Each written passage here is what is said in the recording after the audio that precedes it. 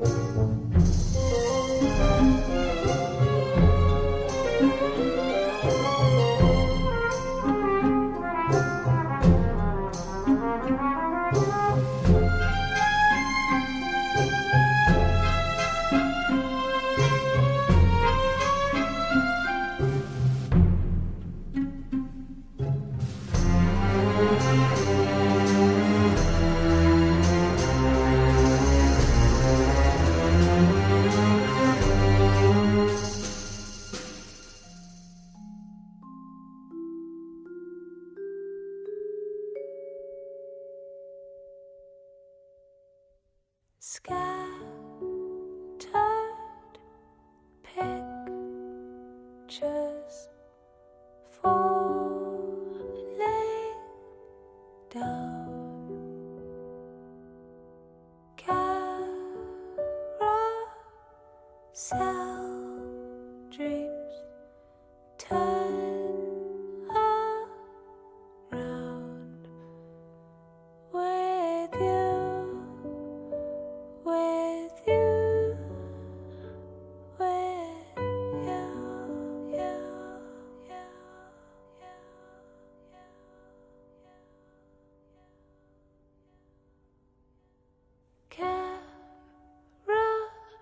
carousel dreams fade away, fade away. Fade, fade, fade, fade, fade,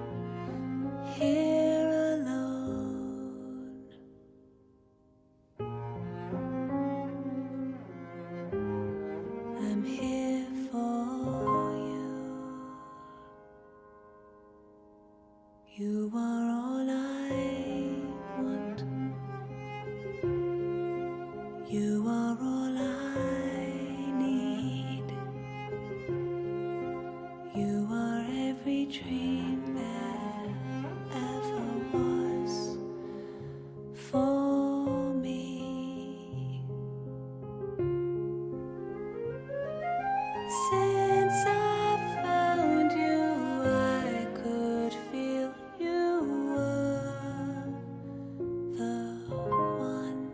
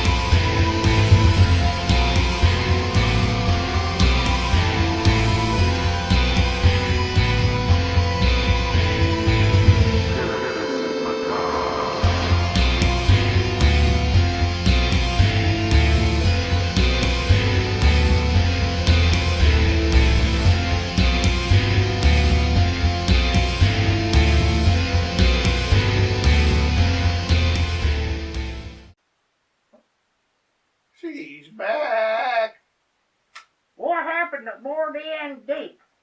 I don't know. Don't look at me. Well, why not? You done hexed the Deekster a couple of times. Yeah, You even took out a contract and put a mob hit on him. that's right. And that's right. And you tried to cut my wings off. Well, we all have our hobbies. I mean, Grim, you have your bottle. That's a horse of a different color. And Dingbat. Yes. Well, I'm sure you do something to relax once in a while. Well, I sure do. I collect comic books, and I just love hanging out at Infinity Flux. Well, see, there you go. It just so happens that my hobby, what I enjoy, is a little black magic and mayhem. Now, there's nothing wrong with that, is there? Well, I guess not. Well, it's mostly mayhem, but since you put it like that, I guess it's okay. Yeah. And keep your grubby little hands off my wings.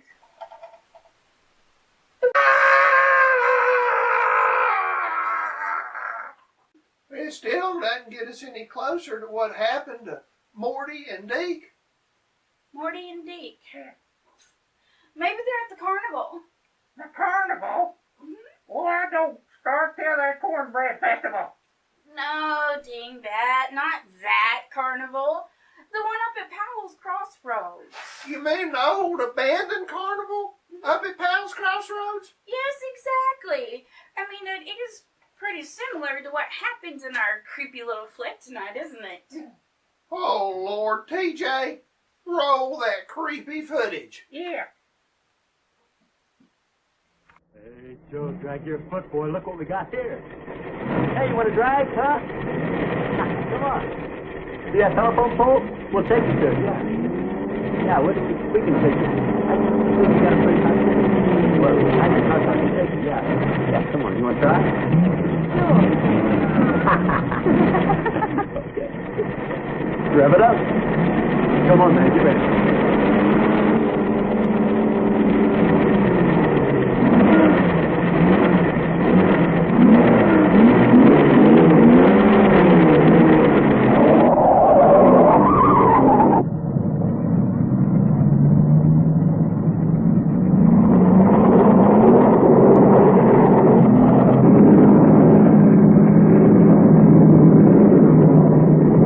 I'll show him how to drive. Just watch me.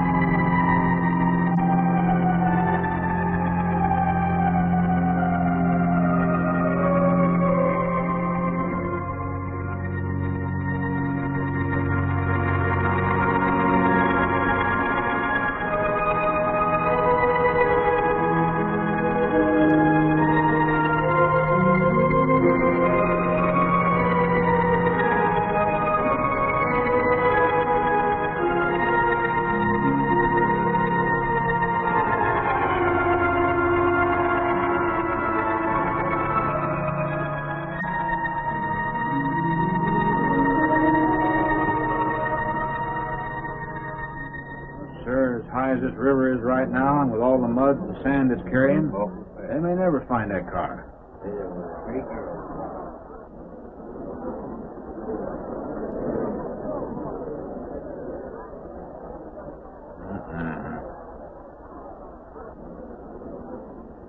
Right there. All right, now let's hear your story about how it It happened. wasn't our fault, sir. Yeah? We were the first ones on the bridge, and coming along, following the tracks, and they wanted to get around us, I guess, and they lost control when they dropped You off. sure you didn't crowd them off?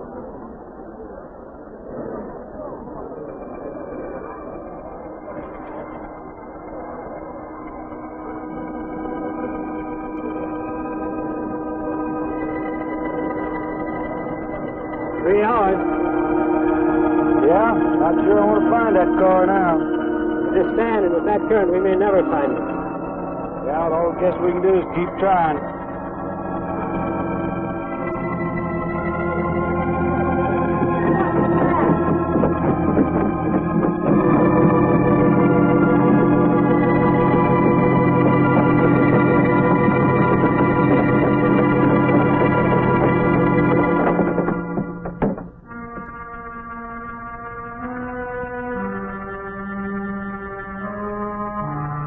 Come on, let's get down there.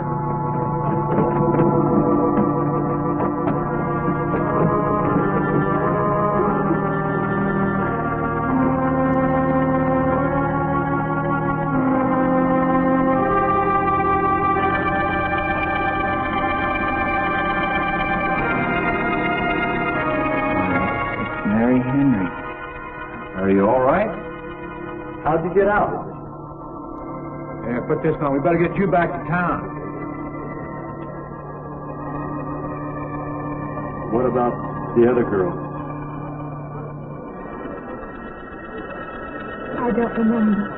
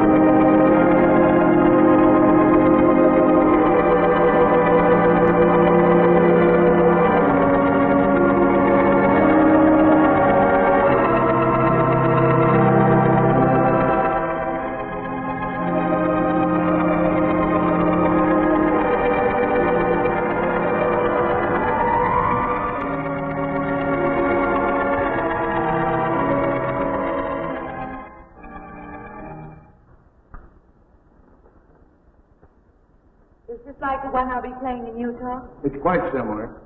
I supervised the installation myself. The accident won't delay your going, will it? No. I leaving this morning. There's nothing I can do here. That's right. Well, Mary, you'll make a fine organist for that church. Be very satisfying to you, I think. It's just a job to me. Well, it's not quite the attitude for going into church work. I'm not taking the vows. I'm only going to play the organ. Want more than that? Of course, it doesn't pay much, but, well, at least it's a start. Are you driving by Benton to see your folks? No, I can't. I must hurry. I've got to leave. I'm going to drive straight through. Mary, it takes more than intellect to be a musician. Put your soul into it a little. Okay?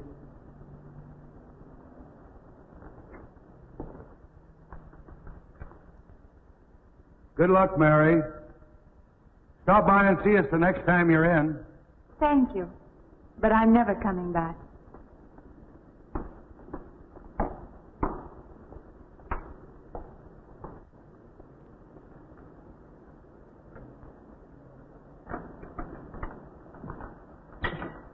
I don't know about that girl. How do you mean? Day before yesterday, she was the only one of 3 girls to survive an accident. You'd think she'd feel a little something like humbleness or gratitude. Never know what she thinks. She's always kept pretty much to herself. Yeah, maybe in her place I'd do the same thing. Just pick up life again. Well, she's so quiet-like, she fools you. But she's a tough-minded little thing. I guess that's what it takes to survive. But I still say she's behaving strangely.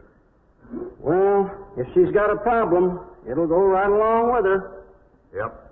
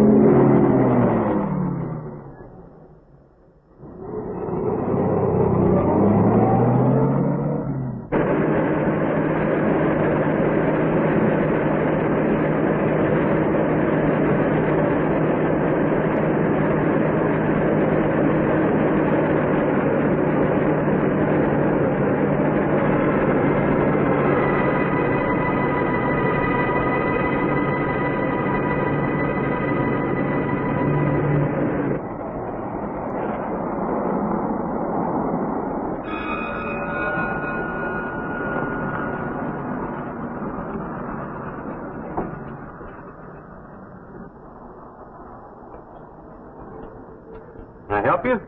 Fill it up. All right.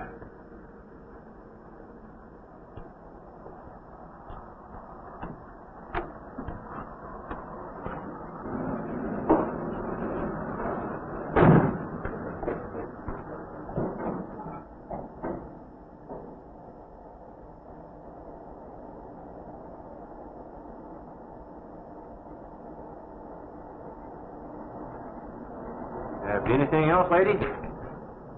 Could you tell me what that big structure is back a few miles by the lake? Oh, you mean the old bathhouse? That used to be a pretty ritzy place in the old days. Then the lake went down and they made a dance hall out of it. Then they put those buildings up out there and made some sort of a carnival there for a while. That's years ago, though. Just stands out there now. I see. I have an address here of a rooming house. Could you direct me? Oh, sure. Well, that's just right over here a little ways.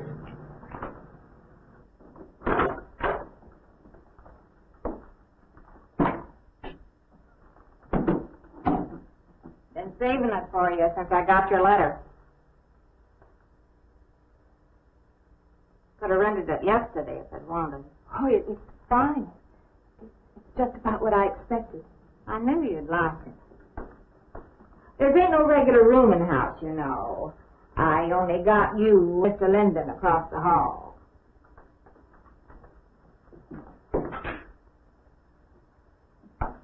Each room's got its own private bathroom, too.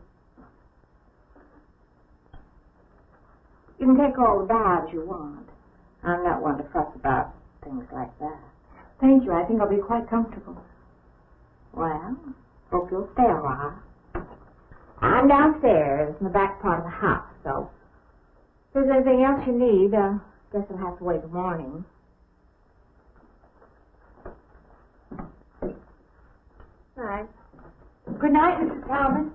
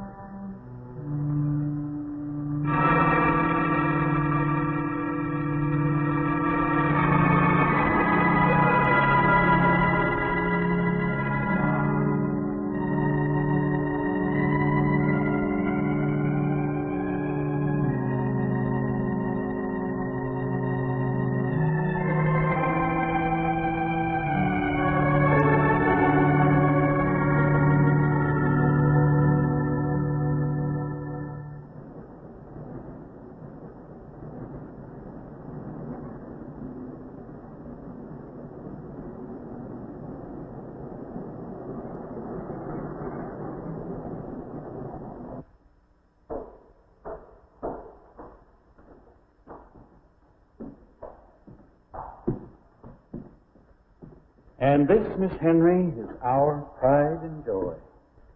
You know this was made in the same town where I've been studying. Of course.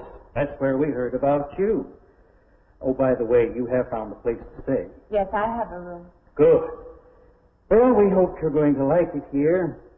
We're not the largest church in this area, of course, but we have a nice congregation. We'll have to have some sort of reception. They'll want to meet you. Couldn't we just skip that? Skip that? I don't suppose it's an absolute necessity. I don't know what some of the ladies will say. If they say I'm a fine organist, that should be enough, shouldn't it? Well, yes, of course. We'll let it go at that for the time being. But, my dear, you cannot live in isolation from the human race, you know. Mind if I try this now? I want you to.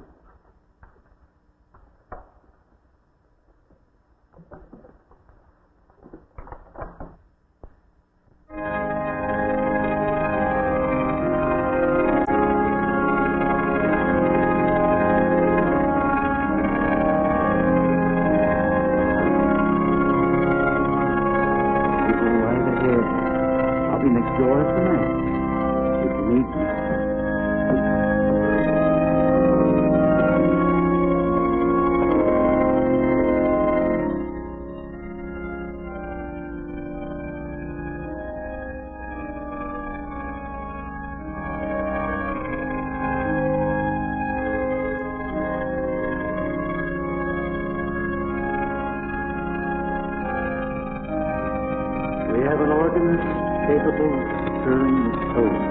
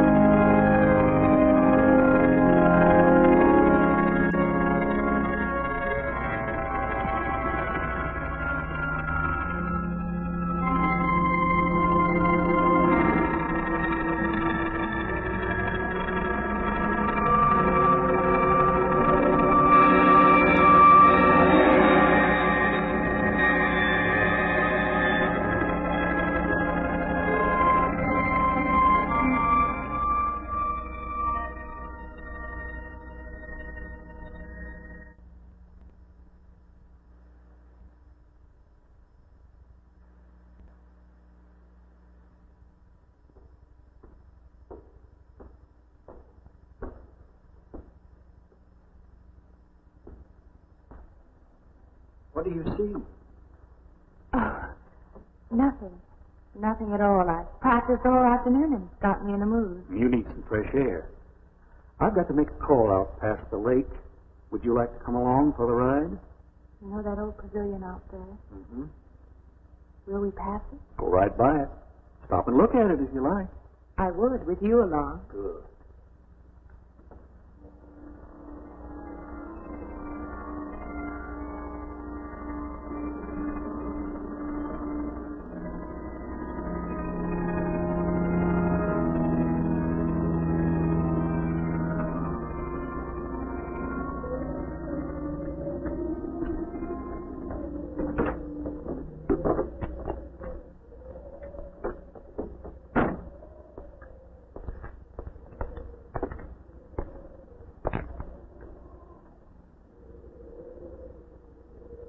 This used to be quite a place.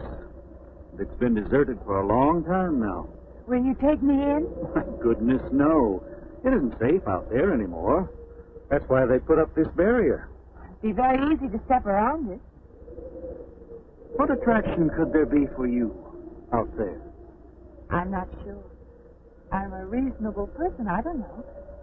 Maybe I want to satisfy myself that the place is nothing more than it appears to be. Would you take me out there? No. The law has placed it off limits. Wouldn't be very seemly for a minister to break the law, would it? No. Maybe I can come back some other time. Shall we go along now?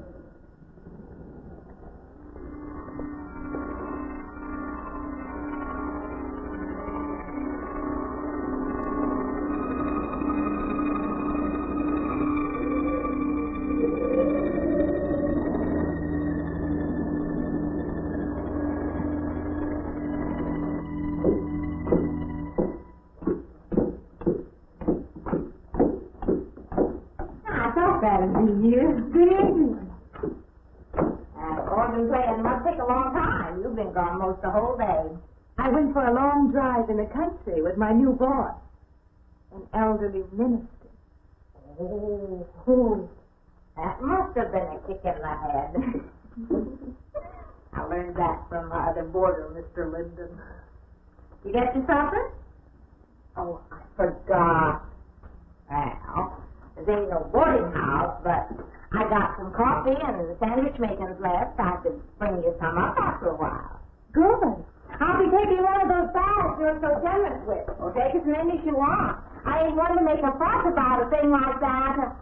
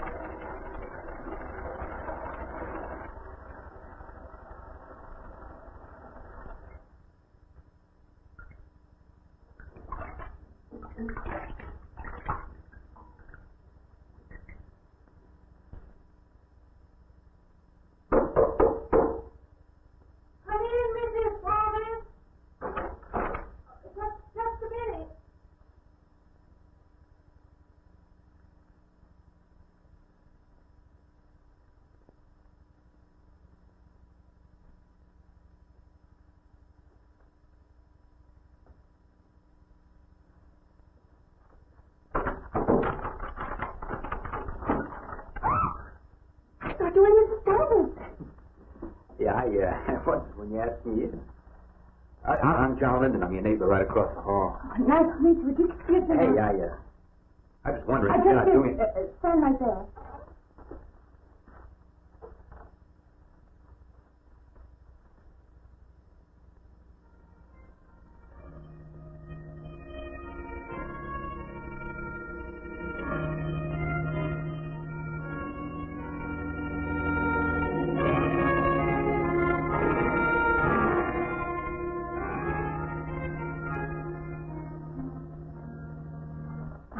To introduce myself. I'm Mary Henry. Oh, yeah, I know. I heard you tell Mrs. Thomas you haven't ate anything yet, huh? Well, I just thought, being neighborly and all this, I haven't eaten anything either. I just thought we had to ask you out to dinner. Oh, that's very thoughtful of you, but I can't accept. I know. We haven't met or anything yet, but I just thought... I'm sorry. You'll have to excuse me. Look, there's a nice restaurant, right down the street, and I just thought... Well, I'm the kind of guy that doesn't like to eat by himself. I've made arrangements to eat in my room tonight. Well, if you change your mind, you just holler. Oh, it's kind of lonesome in here. Good night, Mr. Linden.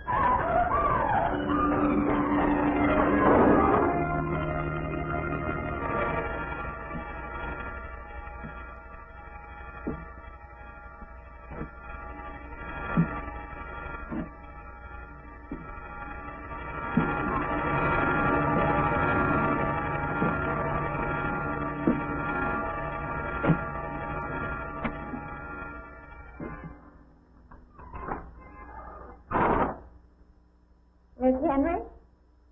It's Miss Thomas.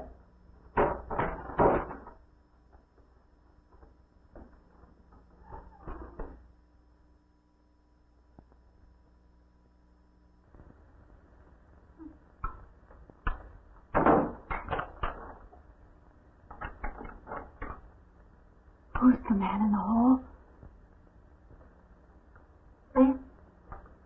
Oh, you must mean Mr. Linden. He has the room across the hall. No, I mean the other one. There is no other. Me and you and Mr. Linden. Us three is all there is in this house. But you must have asked him out there. You're needing this food. All about eating makes you jumpy sometimes. Maybe you heard the boards pop or something. These old houses creak worse than my knees. I didn't hear him, Mrs. Thomas. I saw him. Now, don't talk that way. I don't sleep so good as it is. It's these old houses. They're big enough so that you could hide a man in every corner. You just gotta not let your imagination run away with you. Are you going out there? Well, of course.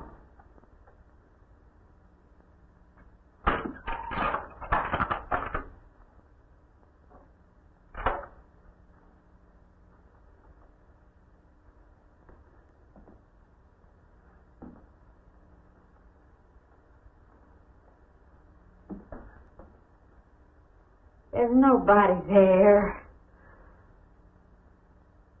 Now you just go and eat that sandwich I made for you. Don't drink the coffee. If coffee keeps you awake, it won't. Coffee never keeps me awake.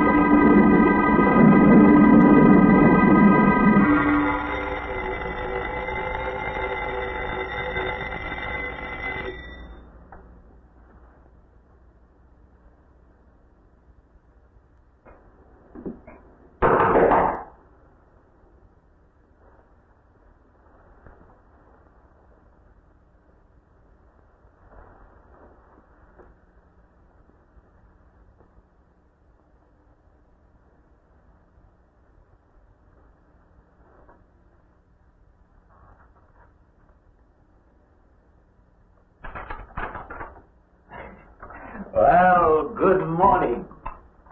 I heard your alarm. I knew you'd be up. Guess what I got? I can't imagine. Just what it takes to start the day off right. I make it in my room. You know, it saves me having to go out and get dressed up. I had to get dressed to come over here anyway. Oh, looks just like what I need. Well, and 2 cups of coffee coming up. Hey, I guess you took her on last night about me coming to your door and all, huh? I'm not a very sociable person ordinarily. How can I resist an inducement like this? What? Come on, I don't know all those big words. I'm just an ordinary guy who works in a warehouse, that's all. Makes pretty good money, though. Hey, look, I got a couple of shots left over from last night. You want a little bit in yours? No, thanks. It's not the recommended breakfast for a church organist. Oh, is that what you do? Hey, you mean they pay somebody to play the organ in church? Some churches do.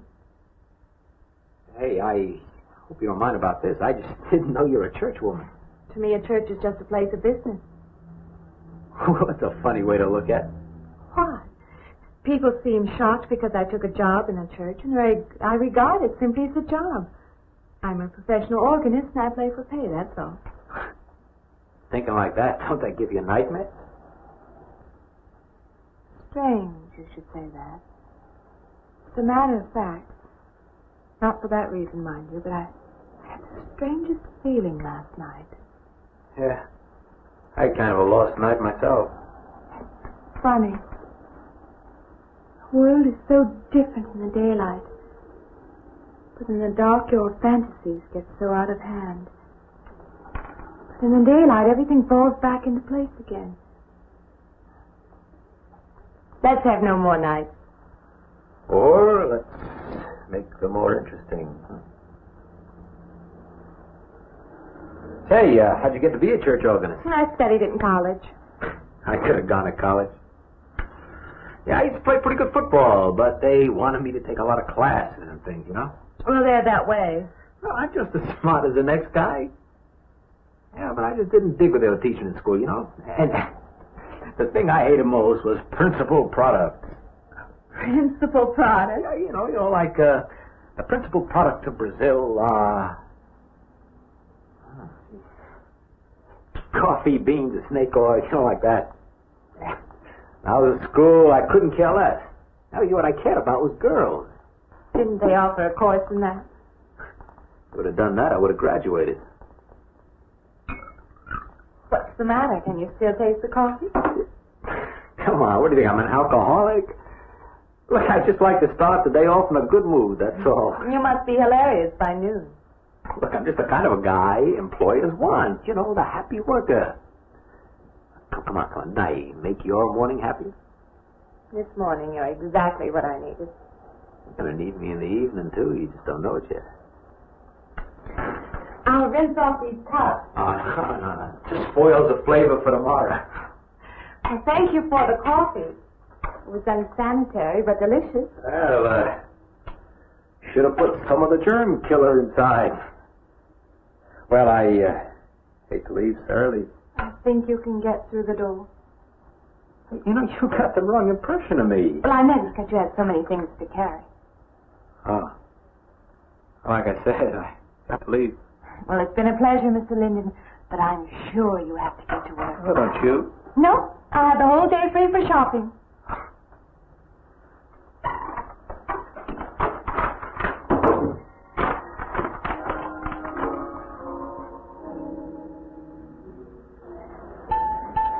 Does the hem hang right and back? We might change the hemline a little. The drape is just fine. Otherwise, it looks very nice. I'm sure it isn't very chic to take the second dress, but I like it. We alter a little here to make it straight all the way around. There, do you want to go back to your dressing room?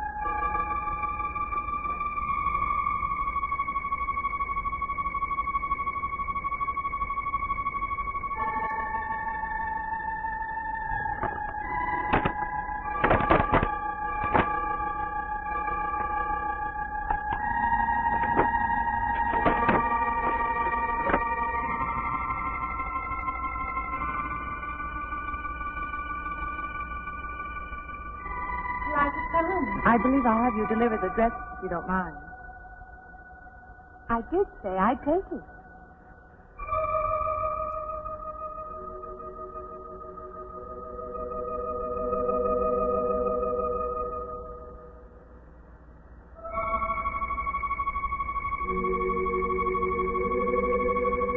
What's the matter with her? What's the matter with everyone? Why don't they answer me?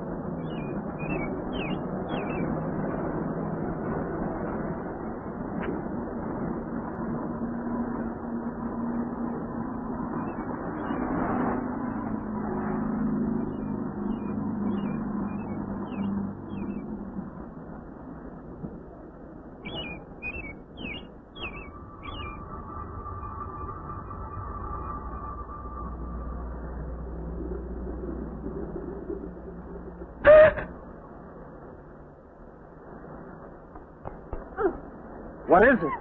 That man! I didn't mean any harm. I just stopped to get a drink. No. No. It was that man. That man. There was someone else there. That strange man was there. Now, look, you've had a fright. Hysteria won't solve anything. Now, control yourself. Look, I'm Dr. Samuel. My office is right across the street there. You've had a shock. If you would like my assistance, I'll be glad to offer it. Thank you. Could I come with you now? Certainly. I'll take her over to my office. We'll see that she's all right.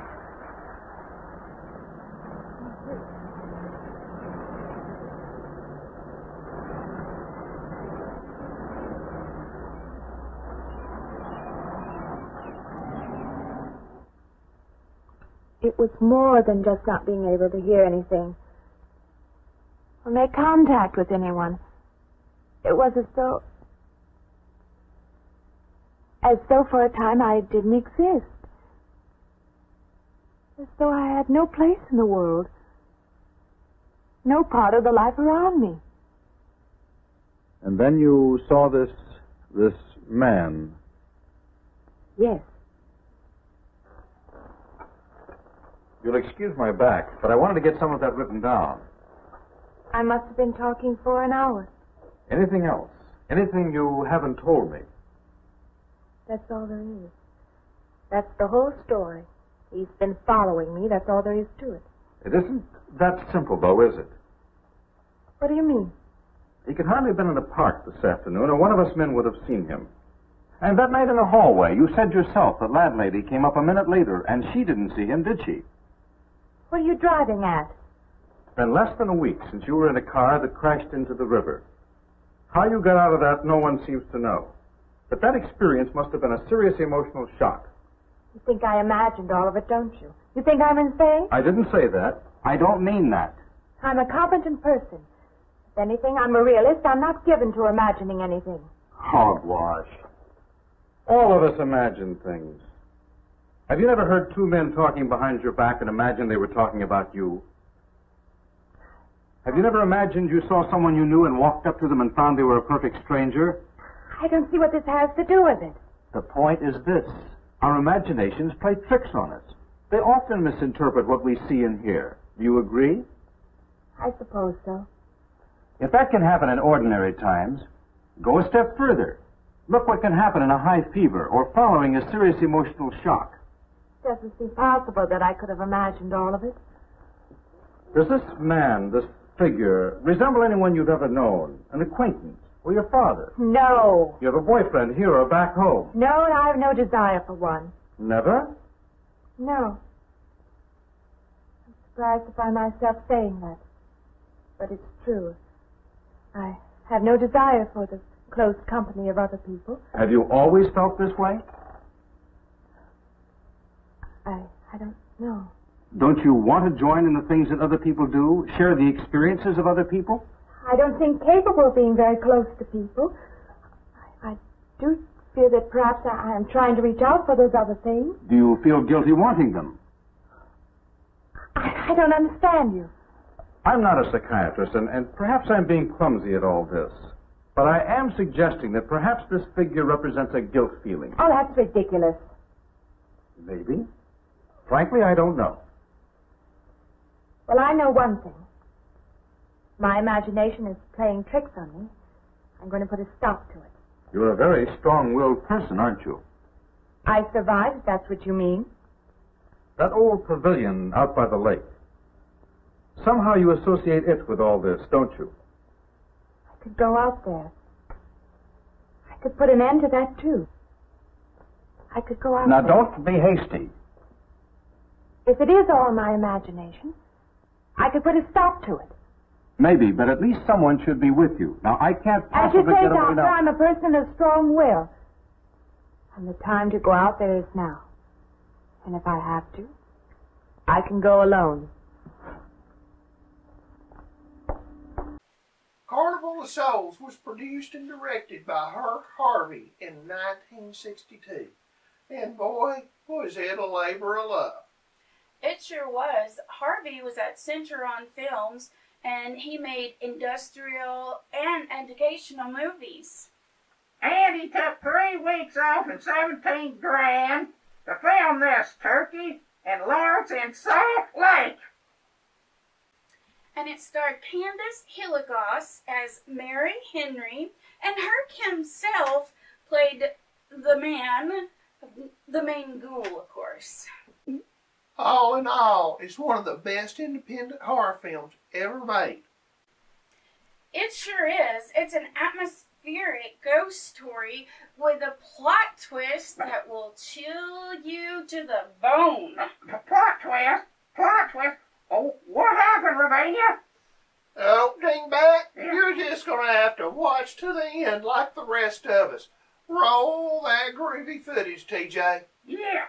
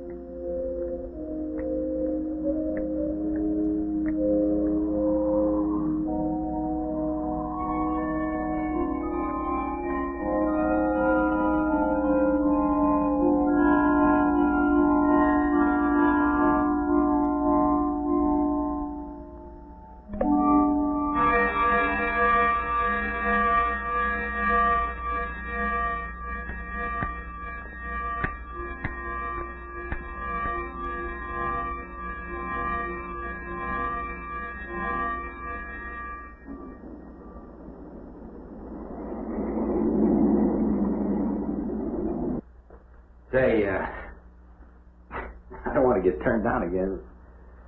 I was thinking of asking you out to dinner. I stopped for a bite to eat on the way in. Anyway, I have to practice at the church for you. Well, look, how's about if I took you up afterwards and go someplace and dance or something? I'm sorry. I'm not much for dancing. Hey, you mind if I ask you a question? I won't know until I hear it. What, are you afraid of men? No, I'm not afraid of men. Well, you seem sort of cold. This morning when I brought you the coffee, friendly. This morning I needed company.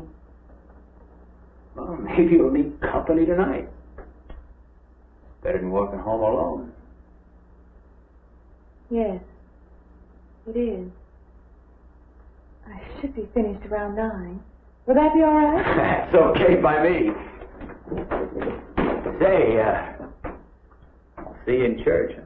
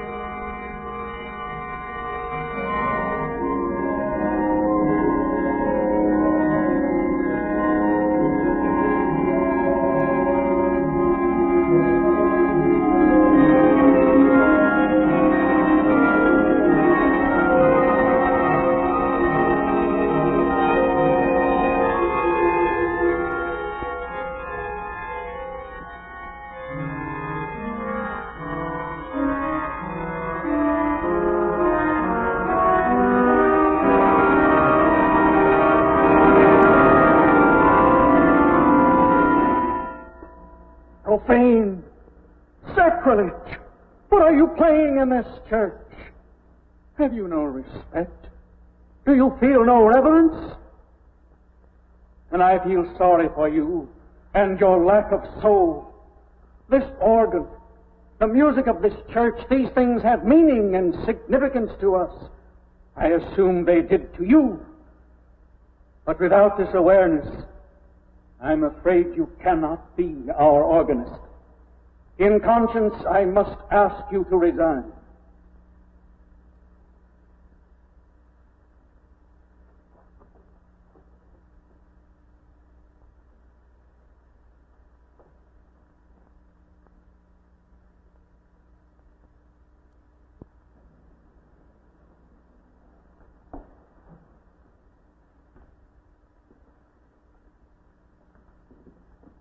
That does not mean that I am abandoning you, nor should you turn your back on the church. There is help here, and I urge you to accept it.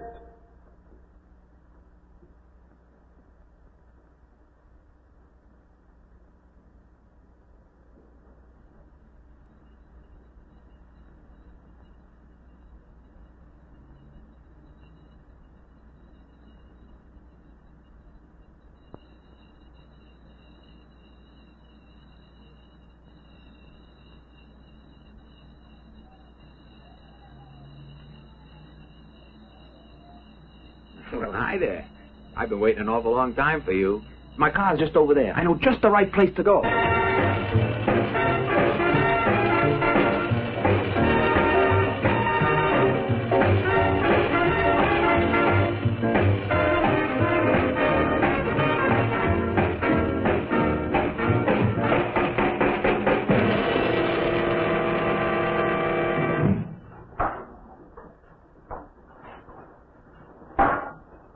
What's the matter? Don't you drink either? Not really. Not really. How else is there if you don't drink really? Answer me that. Now, me, I not only drink really, I really drink. What's the matter? Do you like the music either? I like it fine. You don't like it. You don't like to dance, and you don't like to drink. You don't like for a man to hold you close. That's it, isn't it? I didn't say that. You haven't said anything all evening. Why don't I go play that song again? You like it so much.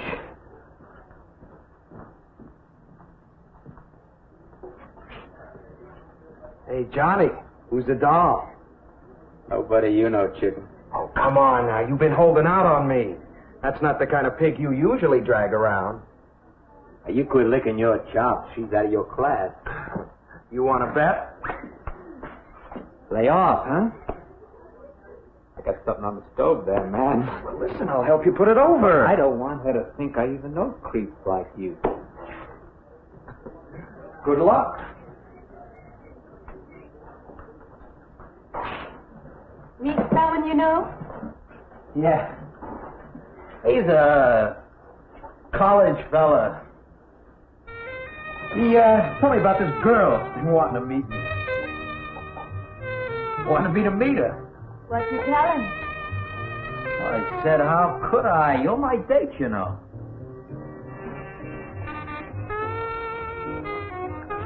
Said you didn't seem to enjoy my company much. That's not true. I really appreciate you taking me out this evening. I've had a miserable night if you hadn't. Forget it. Come on, here. Join the party. Drink up.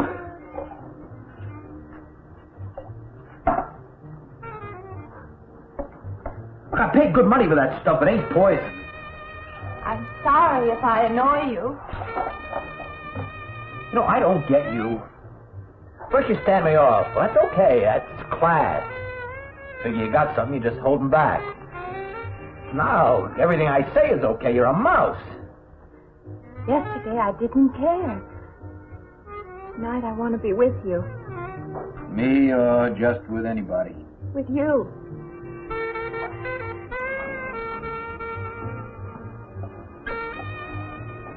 Why don't you fall out, But maybe you want to be alone, huh? I'll leave you alone if that's what you want. I like being with you, really I do. I don't want to be alone tonight. I want to be near you.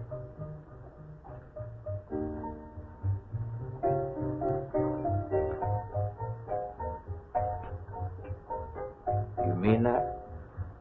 Yes.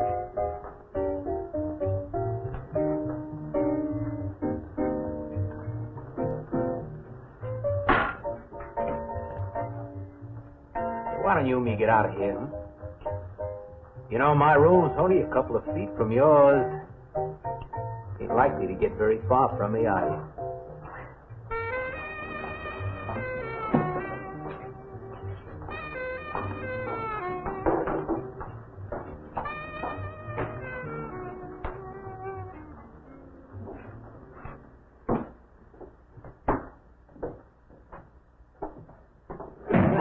No. You wake Mrs. Thomas. That old girl's in the back of the house. She won't hear nothing.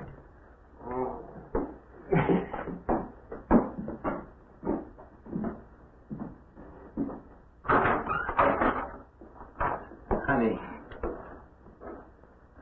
you don't want to go in there all by yourself, do you?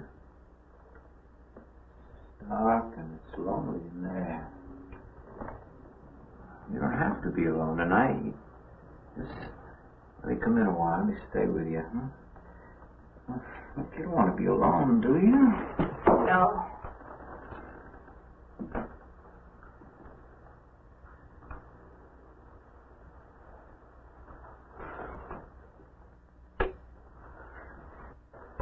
Sorry. Look, honey. You asked me in, you like me a little, huh?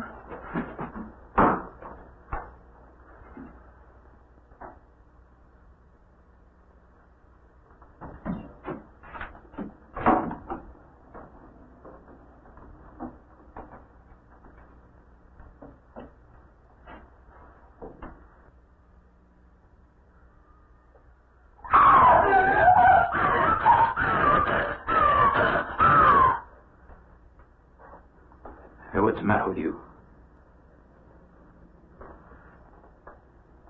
What's going on around here? What's the matter with you? Aaron's after me. You gotta stop him. He's after me again. I'm getting... I don't want to go. Not me, sister. That's just what I need. Get mixed up with some girl who's off her rocker. I don't want to be left alone.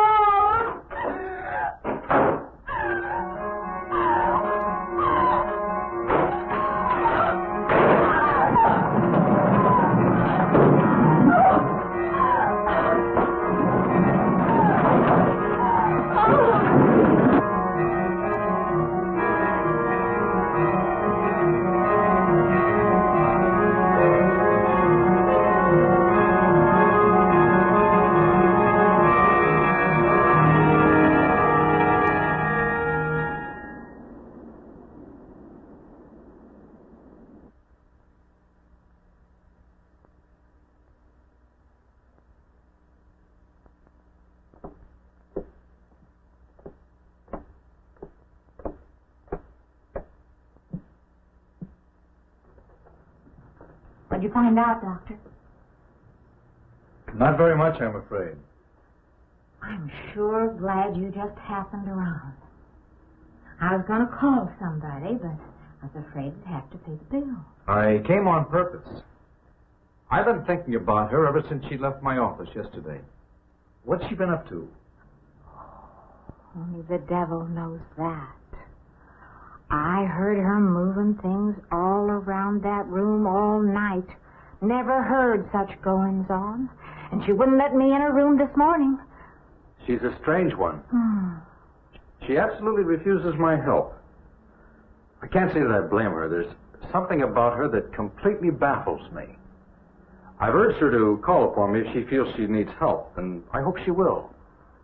I can't let her stay in this house. You won't have to worry about that. She's determined to leave the city, and she wants to get away as soon as possible. I hope she does leave.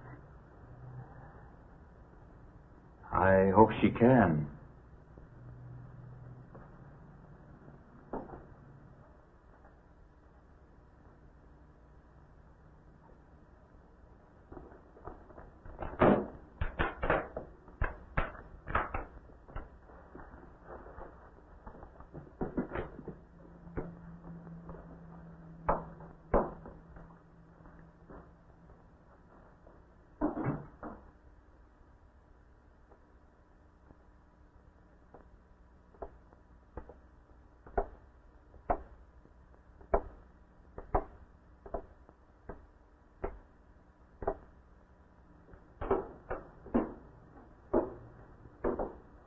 decided to leave, did you?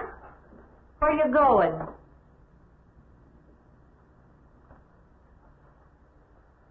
I can't refund none of your week's rent when you go off like that.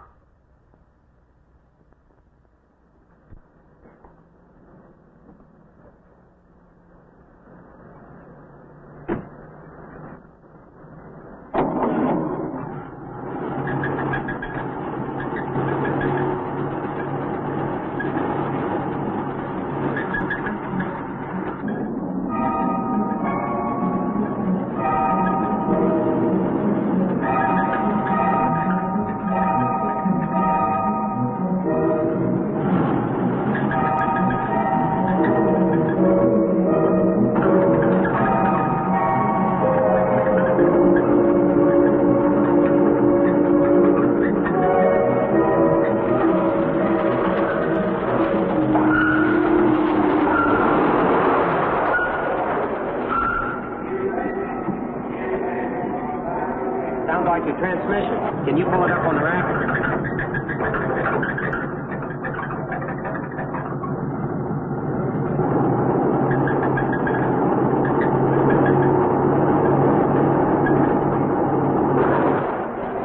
Okay, fine. Will it take long? Well, I have to check it first. Would you like to get out? Yeah, I just sit here. Sure. Suit yourself.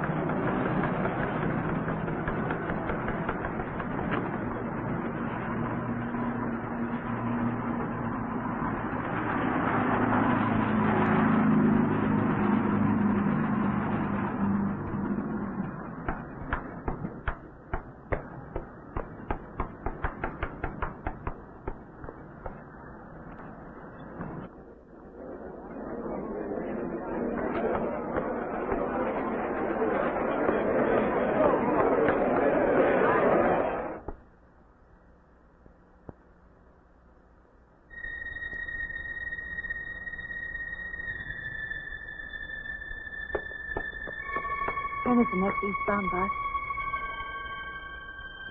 When does the next bus leave? I must get on it.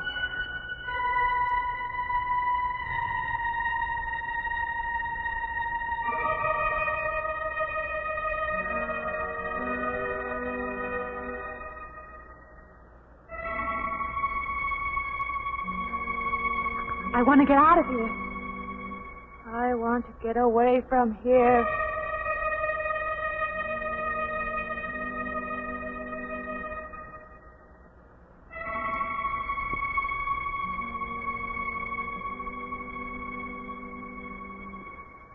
Eastbound bus.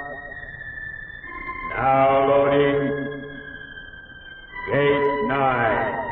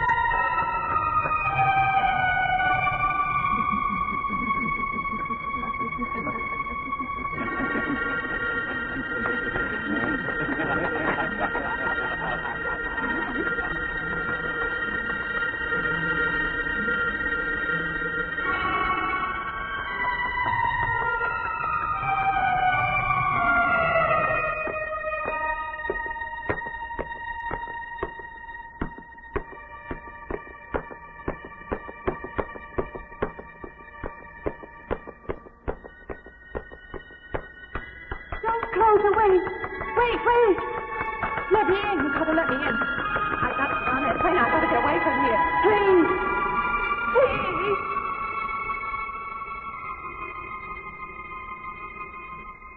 You hear me.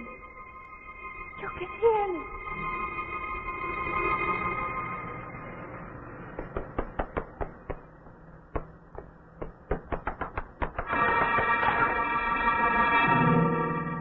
They can't see me. Why can't they see me? Why?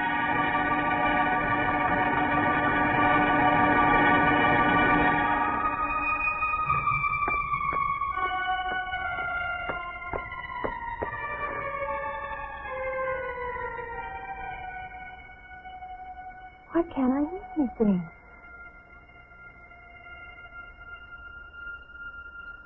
Will you help me? I need your help.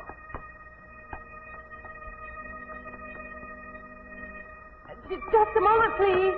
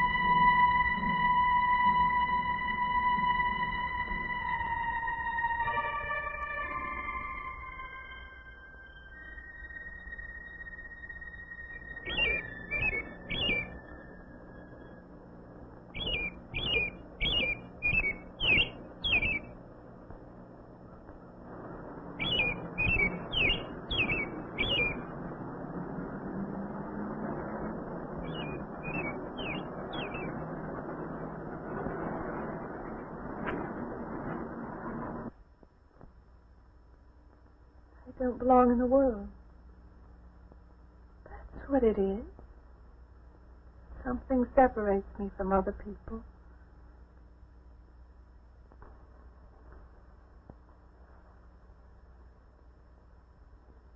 Everywhere. They're everywhere. They're not going to let me go. Everywhere I turn, there's something that's blocking my skin. He's trying to prevent me from living. He's trying to take me back somewhere. I can't fight anymore. I don't know what's real anymore. I came to you, Doctor, because you're my last hope. If you don't help me, I have to go back there. He's trying to take me back somewhere. Doctor, you've got to tell me what to do.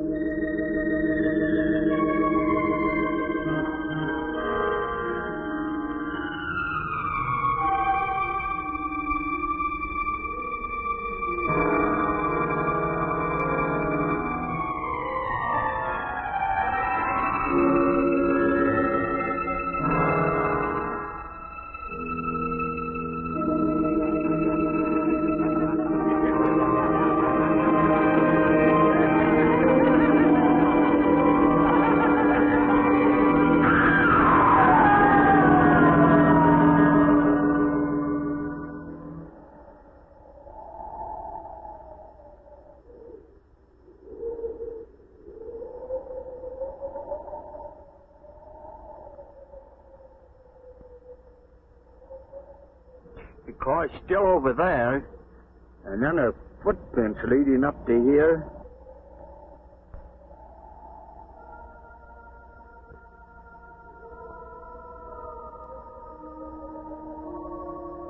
And then nothing.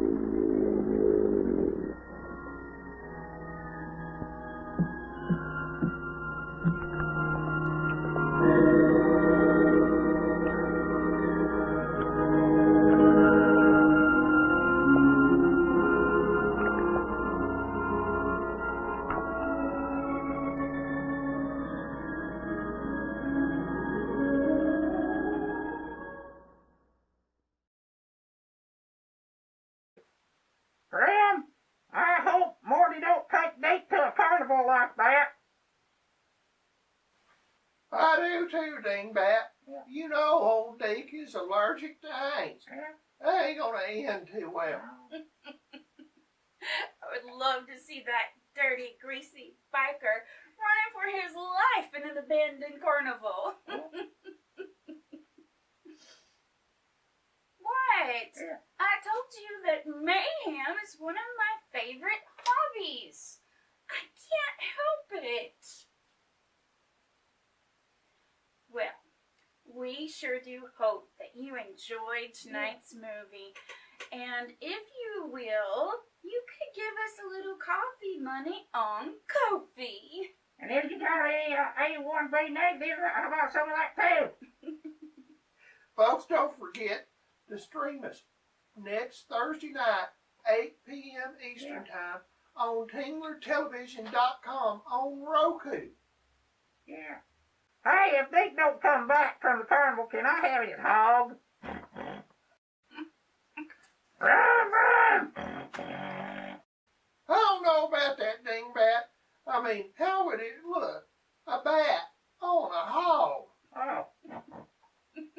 Can I have his leather jacket? I don't care, but there may be a couple of things that get in the way. Hey, man. Things are about to get pretty weird. Whoa, baby. My God, what is it?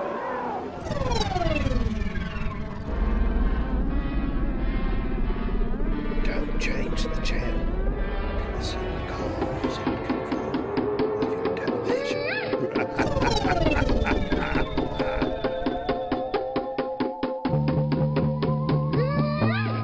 Tennessee Macabre.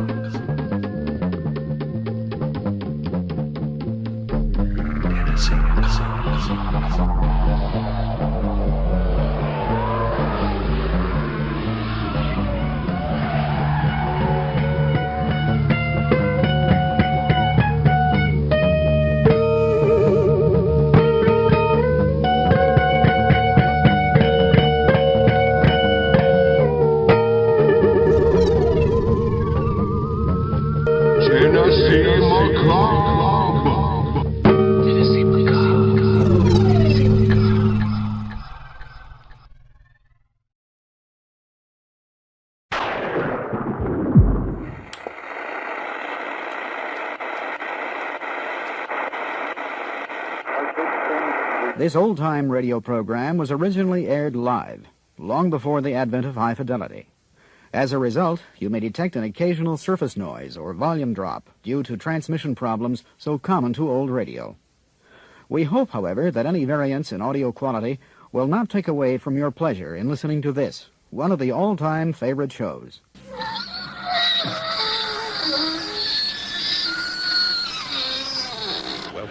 radio's horror theater. Professor Frocklick was working late in his study when suddenly the door opened. Looking up, the professor saw a hideous monster. He let out a scream of horror. Before Professor Frocklick could move, the monster grabbed him by the throat. A terrible struggle ensued. The professor's pleas for help were to no avail. Then he managed to break free of the hideous monster's grip long enough to open his desk drawer, where he removed his revolver and fired 6 shots into the beast.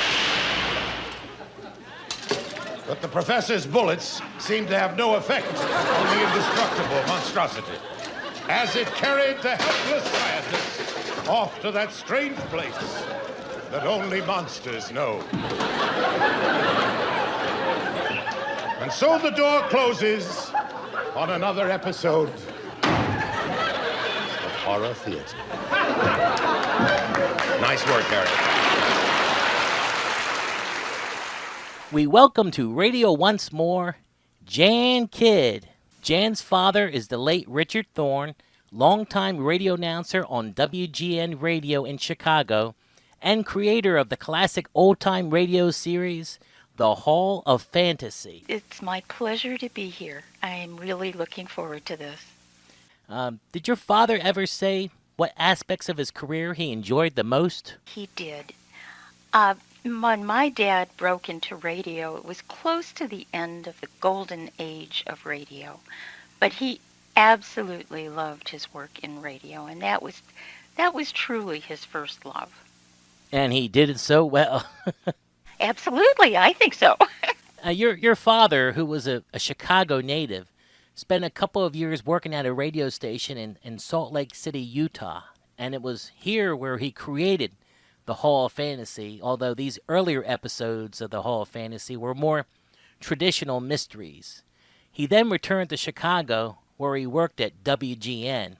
And it was here where your father's Hall of Fantasy scripts became more supernatural in tone. Did your father ever share any of his philosophy with you about his script writing for the Hall of Fantasy? You know, Johnny, I asked him where he got those ideas, because these scripts still scare me. And I've heard them, you know, the ones that are available now. I've heard them many times, and I remember as a child being absolutely terrified. I did ask him how he got the ideas of what he was writing about, and he said that there were 3 major themes that one could use when they were writing. The first was man against man, the second was man against the elements, and the third was man against the unknown. And he said by far the most terrifying is man against the unknown. So that was his goal, to make a scary show, and I think he did it very well. Wow, that is great philosophy. The unknown is usually the most terrifying in many walks of life. Oh, right. Now, regarding the wonderful radio series, The Hall of Fantasy, this was definitely your father's baby. He was the creator, writer, either writing original scripts or adapting classic stories. He was the producer, director. He acted in most of the episodes, and he was the announcer as well. He was more or less the Orson Welles of the Hall of Fantasy. Now, with all these hats that he wore during the production of the Hall of Fantasy, did he ever give you an indication what part of the total process he enjoyed the most? Gosh, that's a really difficult question, Johnny. Dad really, he loved the Hall of Fantasy, and I mean, this was a long time ago, and he really, really enjoyed writing, acting, directing. My guess is he probably enjoyed the directing and the writing the very most, but he was a gifted actor and was able to do a variety of accents and characters. Usually he would play an older man.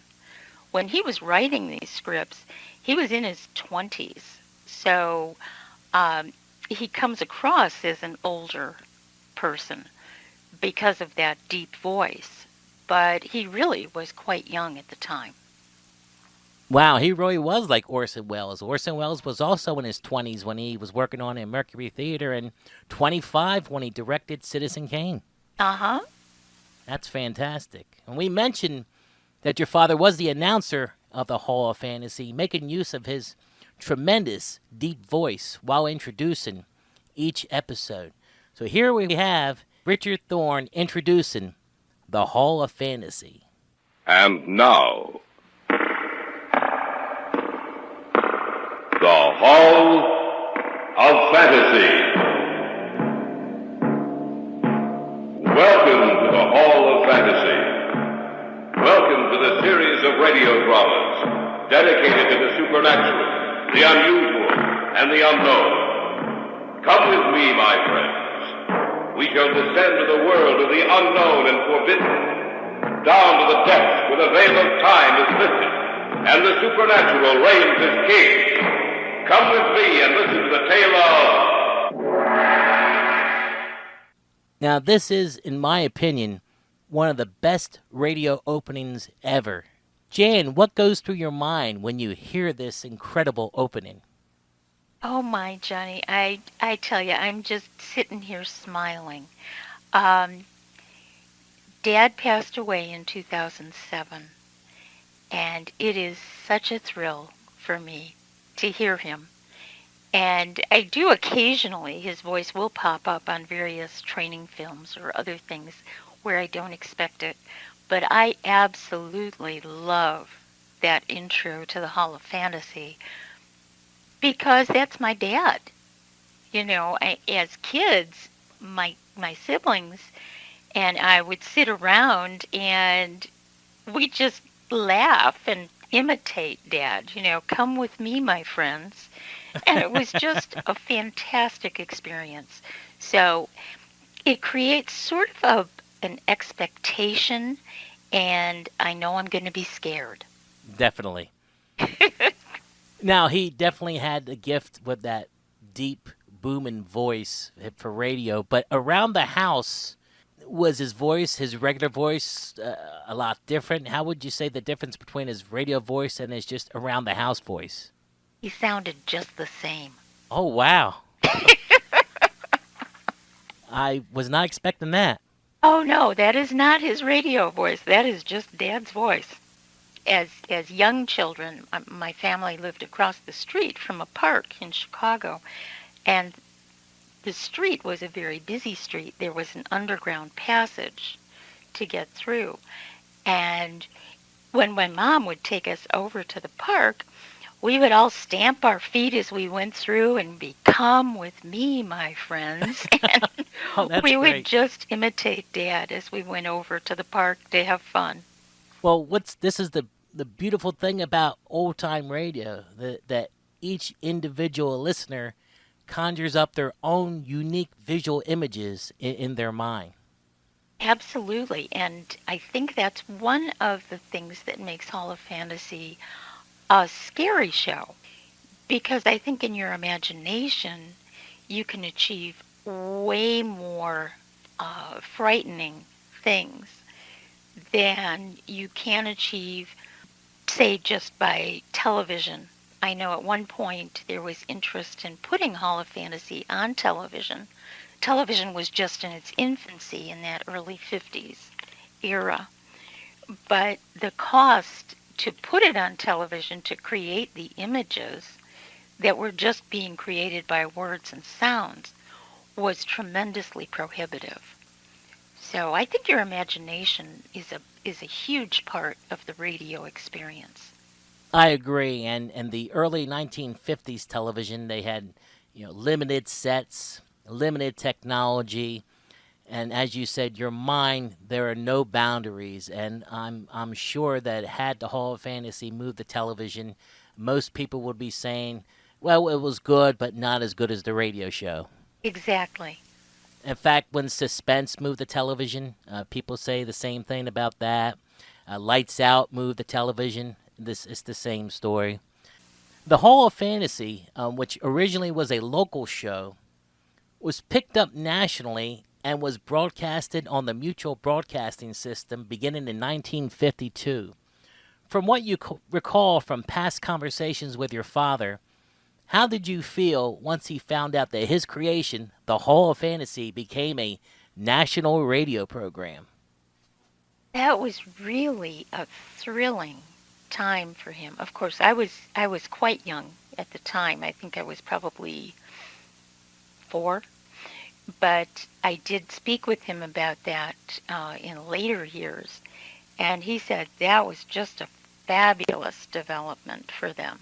To have the Hall of Fantasy recognized as having the value to become a nationally syndicated program was a huge plus. And I think he was really proud about that. He wasn't proud about a lot of things, but he was proud about that achievement. It had to be amazing knowing that your creation was now being heard coast to coast. Absolutely. He loved it. And Jan, you had the opportunity to sit with your father and listen to recordings of the Hall of Fantasy with him. Can you share any special memories that you may recall from some of these times that you spent with your father? Actually, the last Christmas before he died, one of his Christmas gifts was an MP3 player that had Hall of Fantasy versions, Hall of Fantasy episodes recorded on it. And we sat and listened to those, and I think there were 32 episodes. And Dad he just loved it. And he would relate anecdotes about how the different special effects were done. The organist, I don't recall meeting, I probably did. His name was Harold Turner, and he's the one that played the spooky music. And, Dad would sit there and we'd be listening to this scary thing, and he'd just be laughing because he'd be saying, oh, well, that's so-and-so, and we had a creaky door, and that's what they're doing, So it was really interesting to see because, of course, his viewpoint was from the production aspect, where, we were just listeners. But he knew and was reliving the actions that had gone on while these episodes were being broadcast. They were broadcast live. So, it wasn't a pre-taped thing. They actually did live productions, and, the rain and the lighthouse sounds and the jackal. There's jackals in a lot of those. So there'd be a jackal howling, and, Dad would just be laughing because, oh yeah, well, the sound man is doing this, So it was a wonderful way to relate to experiences that he had as an adult, and I really didn't know anything about. Jan, it's amazing that we are discussing a radio show that your father created more than 60 years ago. So with this endurance, how do you feel your father would have felt about this in today's world? Hall of Fantasy was his very favorite endeavor. He really put his heart and soul into the show, its production, selecting the actors, and having the episodes be entertaining and something that the public was very interested in listening to. I think Dad would be humbled and very pleased that there are still people who find the Hall of Fantasy fascinating and worthwhile endeavor. It's very entertaining stuff.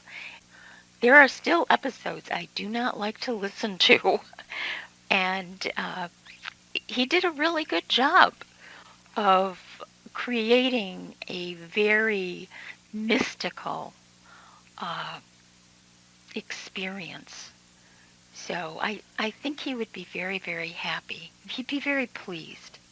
He was my dad, and I think he's very talented, but it's really wonderful to have people contact me and say, can we talk about Hall of Fantasy? Well, again, we really appreciate you spending some time with us on radio once more, and I do believe the Hall of Fantasy will continue indefinitely.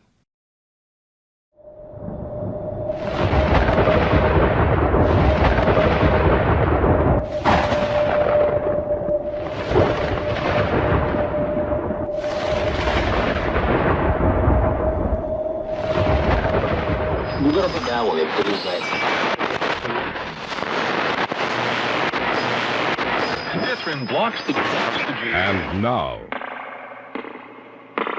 the Hall of Fantasy. Welcome to the Hall of Fantasy. Welcome to the series of radio dramas dedicated to the supernatural, the unusual, and the unknown. Come with me, my friends. We shall descend to the world of the unknown and forbidden. Down to the depths where the veil of time is lifted and the supernatural reigns as king. Come with me and listen to the tale of The Night the Fog Came.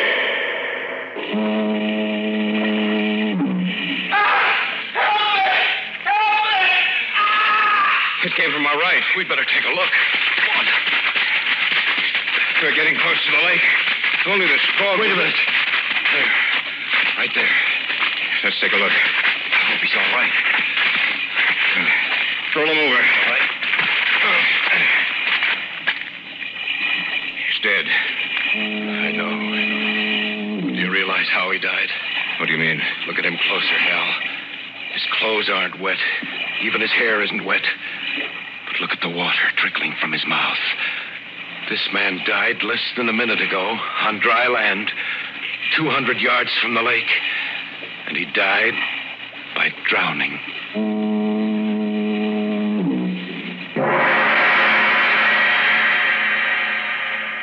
In just a moment, the Hall of Fantasy will present The Night the Fog Came. If the theory of evolution is correct, then there is a connection between the minute organisms which are found to be living in water and life as we know it today. But what connection with us did those things have which came from out of the fog? What connection with human life did those horrible creatures who came from the depths have? And what is their purpose? Why did they suddenly appear and destroy, then vanish as suddenly as they had come? I shall tell you as much as I know about it. Listen to the tale of The Night the Fog Came. The first inkling of their existence came to us as we were going through some routine research. I dropped over to the lab to see Hal. Harold Enroth was perhaps one of the foremost men in his field. Our friendship stretched back for many years. I'd been away for a while, and so I dropped in at the lab to see him one morning. Jeff, you old dog, you're a sight for sore eyes. How are things going, Hal? Fine, couldn't be better. How'd you like your vacation? I can't wait till next year. I hated to come back. You know, Jeff, I'm glad you dropped in. I have a little problem. Oh? What is it, money? No, not that. Here, I'll show you. Pull those blinds, will you? Sure. Yeah, that's fine. There you are. I have a specimen here on the slide. I want you to take a look at it. Go ahead. Turn the projector on. All right. There. What do you think of that? I don't know. It looks like some form of water life. But I don't think I've ever seen it before. This has been enlarged 100 times. There's no use trying to recognize what it is. It's a form of water life completely unknown to us. A new form of life. Where did you get this? It's a specimen of water one of our field researchers took from the westernmost tip of Lake Superior, somewhere near the Wisconsin-Minnesota border. Have you contacted anyone else about it? No. Why not? Well, it's... Come on. Don't try to avoid telling me, Hal. We know each other too well for that. All right. Listen to me, Jeff. All right. Everything I say is fact. I've conducted countless tests to discover what I do know about this form of life. That thing is able to reproduce itself. A Hydra type? Possibly. But that's beside the point right now. What's more important, all trace of the other organisms in that drop of water has disappeared. Are you serious? Of course I am. And another thing. there was a little mist hovering above what was left of the water. A mist? That's what I call it. Something like fog. Why, that's impossible. No, it's not. I know that when the water evaporated, it should have been dispersed into the air. Eventually it was, but not for several hours. Oh, I'm sorry, Hal. I still can't. Here, I'll show you. We have a little of the water left. It's over here in this jar. You can see for yourself. Well, it looks just like ordinary water. I know it does. But believe me when I say it isn't. Now, it'll take just about 3 minutes.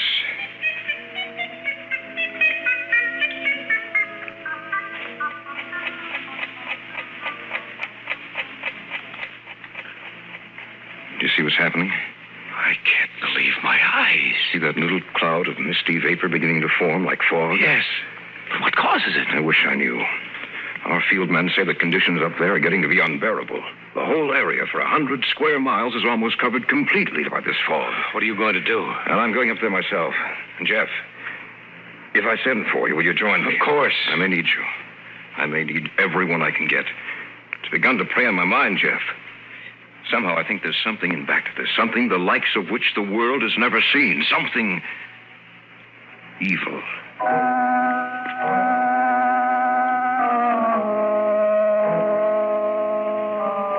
Hal went up there the afternoon of the morning I had seen him. At first he wrote that the reports had been exaggerated. Then he discovered that all traces of the new form of life had disappeared. He decided to return. I was quite glad to get that letter from Hal. Before he had gone up there, he had been quite worried. The only thing I couldn't understand was what had become of the new water life form. The day before he was to return to the city... Hello? Jeff, this is Hal. Where are you? I thought you... I had them put me through direct to you, Jeff. I need your assistance. What's the matter? I've already called Arnold Simpson and Jack Racco. They've agreed to come. I need you too, Jeff, just as soon as you can possibly make it. Don't worry, Hal. I'll be there. Remember, as soon as you can possibly make it.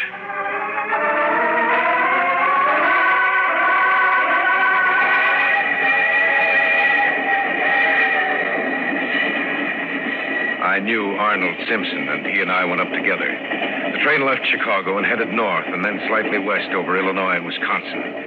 Simpson and I talked it over on our way up there. Hal talked to you before he left, didn't he, Arnold? Yes, he did. I never had enough time to get up to his lab so he could show me what it was, but his words were description enough.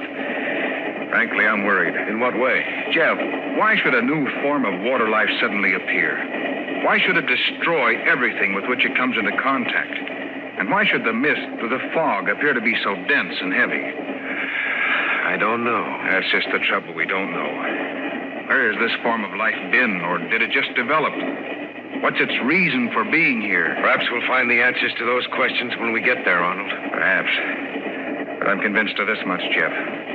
Whatever it is, whatever that fog is hiding, poses a new problem for us. A problem which may be unsolvable, and which could very well destroy the human race.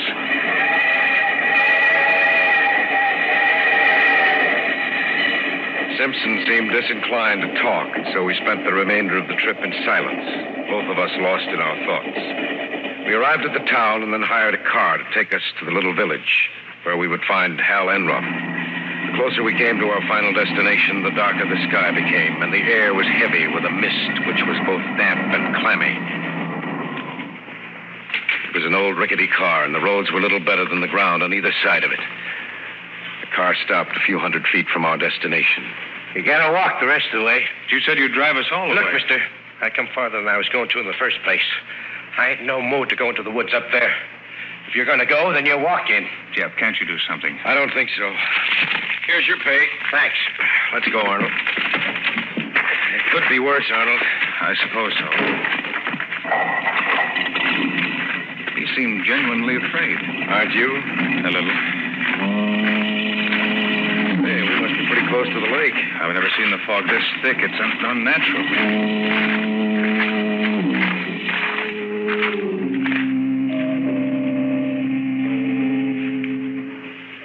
Eventually, we made it up to the house. Hal was there waiting for us and showed us where we would sleep. Through the window, I could see that the fog seemed to be getting thicker.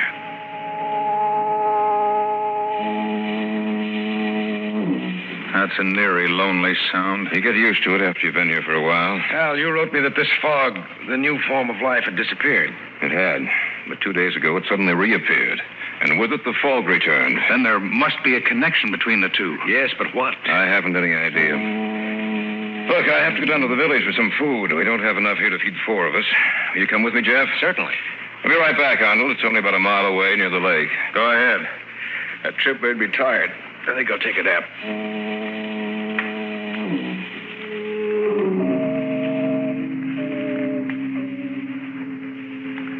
The house in which we were staying was on a high level of ground which tapered off on the side facing the lake. It was only 3 in the afternoon, but it looked almost as dark as late evening. And there was something about that cloudy mist. It was cold and clammy and smelled strongly of the lake. I don't see how you were able to stand it up here by yourself. Well, I had a lot of things to interest me. I was all ready to meet you at the station, but then when I got your call, I didn't know what to think. I wish I could understand this, Jeff. The fog disappeared when the water life disappeared. When signs of this strange new form of life showed again, the fog came back. Why? Maybe we can find the answer to that. I hope so. Actually, the sound of that foghorn does get on your nerves. Yes, I can imagine it would. You know, if this were a clear day, you could see the village from here. Oh? Actually, it's just a tiny resort town for fishermen and hunters. And it's located right on the westernmost tip of the lake. Imagine it must... It came from our right. We'd better take a look. Come on. We're getting close to the lake. If only this fog would... Wait a minute. There, right there. Let's take a look. I hope he's all right. All right. Roll him over. Okay. He's dead. I know. But do you realize how he died? What do you mean? Look at him closer, Hal. His clothes aren't wet. Even his hair isn't wet. But look at the water trickling from his mouth. This man died less than a minute ago on dry land, 200 yards from the lake. And he died by drowning. That's not possible. Are you sure he drowned? There must be a doctor down at the village. Let's take him down there and see what the doctor says. Only I'm sure he'll agree with me.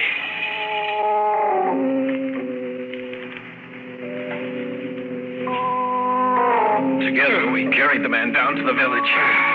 Luckily for us, he was of slight build, not too heavy. It took us almost half an hour to get him down there. When we finally did arrive, it took another few minutes to locate the doctor. What do you think, Doctor? Get them out of here. All right. Will you please wait outside? The doctor can't work with you in here. He's just like all the others, ain't he, Doc? Please, wait outside. Thank you. What did he mean by he's just like all the others, Doctor? Just what he said. Ever since this fog has settled down again, 5 people have died. All in the same way? Yes. You mean by drowning? That's right. I can't understand how this man we found could die by drowning when he wasn't in the water. You know, we reached him about a minute after he screamed. How could he drown? Professor Enroth, I've been asking myself that same question about all the others. I've been almost half insane these past 2 days trying to find the solution. And Dr. Craig, this fog, has it always been like this in the area? No, not until about 2 months ago. Which coincides with the time we first discovered that new form of water life. What did you say? Nothing, Doctor. We're doing a little research work up here, that's all. If this keeps up, I'm afraid of what might happen. I've never seen anything like it before. The fog, those deaths, how can they be explained? We don't know, Doctor. We just don't know.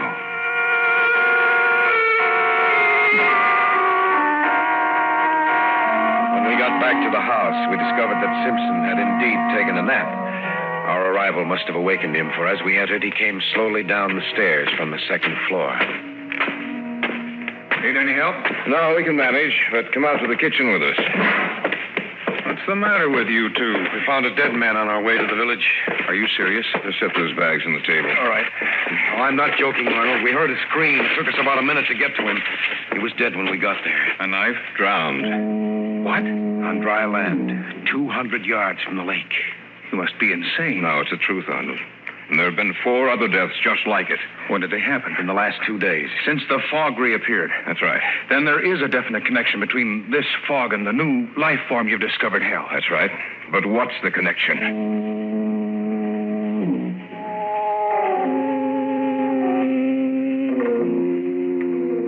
We'd gotten back to the house about 6 o'clock. It was about 7 that it happened. Simpson said he was going outside for a minute. He opened the door. I just want to get outside for a minute. Good heavens. What's wrong? Take a look. The fog, it's so thick. I've never seen anything like that before. Shut the door. Some of it's getting inside. It's moving along the floor. Shut the door! Did you see it? Yes. The fog. Just like it was alive. Moving like a living thing. Creeping along the floor.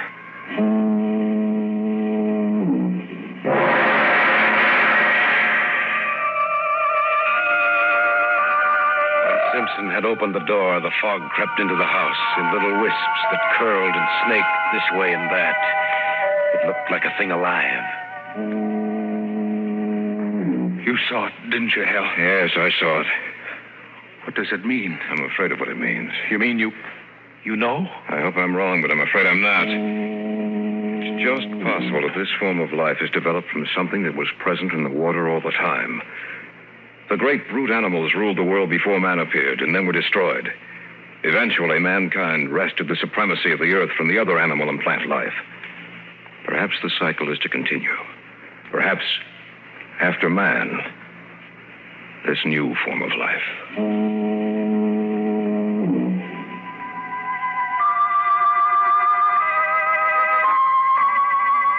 As the minutes passed by, we noticed that little slips of the fog began inching their way through every opening of the house.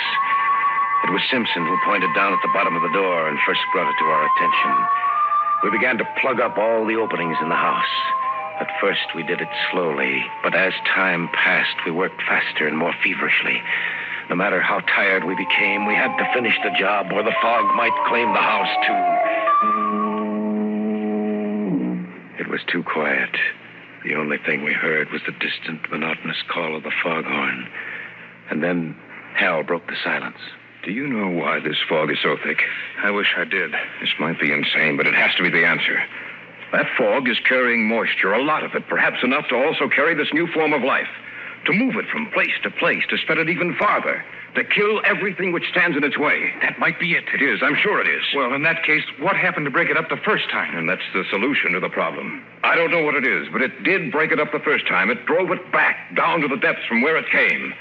That's why there was no sign of it in the water. That came from right outside the house. Racco. He said he was going to arrive this evening. We better take a look. Bring the flashlight. Right, let's go. That light can carry more than a few feet. So wet out here. Over there, look. Little pinpoints of light dancing up and down, all clustered together. That must be it. Come on. It's spreading out. Guys, look. There, on the ground. It's Racco. The same way. The same way as the other one.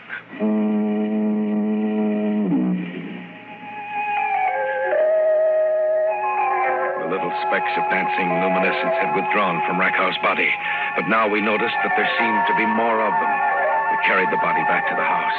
We'd forgotten to close the door behind us, and some of the fog had gotten inside.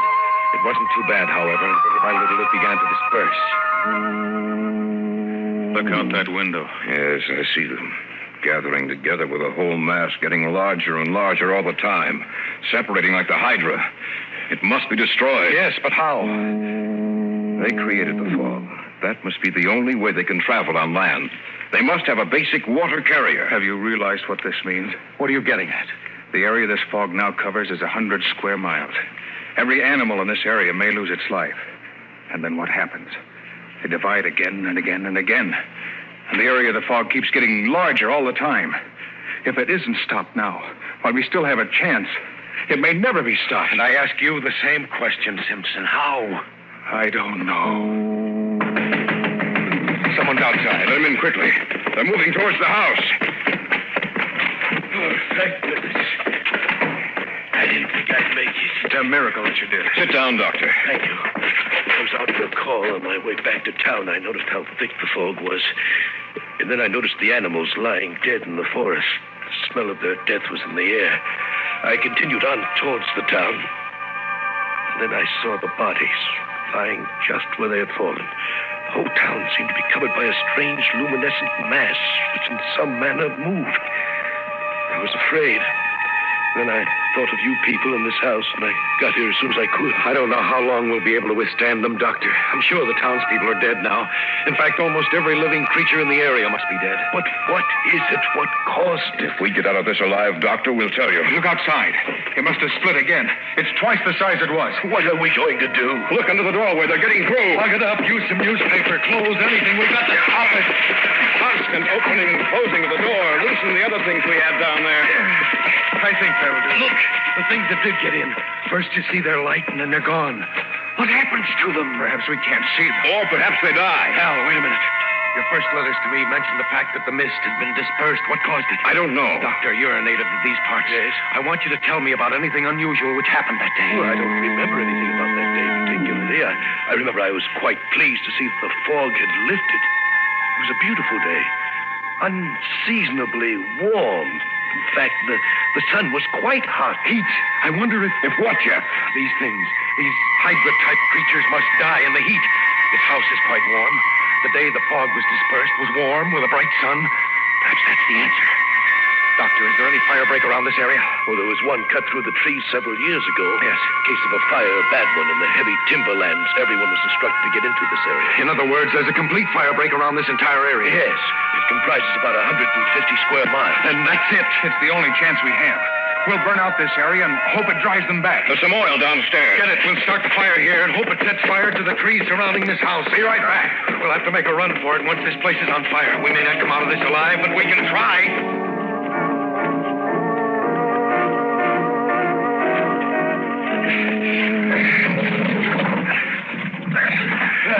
The last one. Good. Now, everybody knows what... You'd better light it. Those things outside, they're going to get in. Each man will carry a torch. Yes. All right, light your torches. All right. And then set fire to this house. All right. Lighting mine. All right. And yours now? All right. One more. Right. Under the door. They're pouring in under the door. Set the house on fire. Let's get out of here. No matter what happens, keep holding those torches. They're afraid of fire. All right, make a run for it. Come on, Doctor. Forget him. Come on, run for you.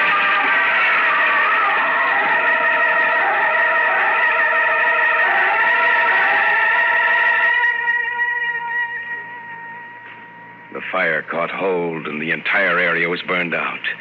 A week later, the smoke had cleared, and the fire was out. There was no sign of the fog, which had meant death to so many things. I had caught a glimpse of the doctor. He had dropped his torch, and it had gone out. He was immediately engulfed in those luminescent killers. I'm going back up there with Enroth and Simpson, though there is now no trace of those things in the water. Still, we know they lurk somewhere, waiting for their moment. We must destroy them, once and for all, before that moment arrives.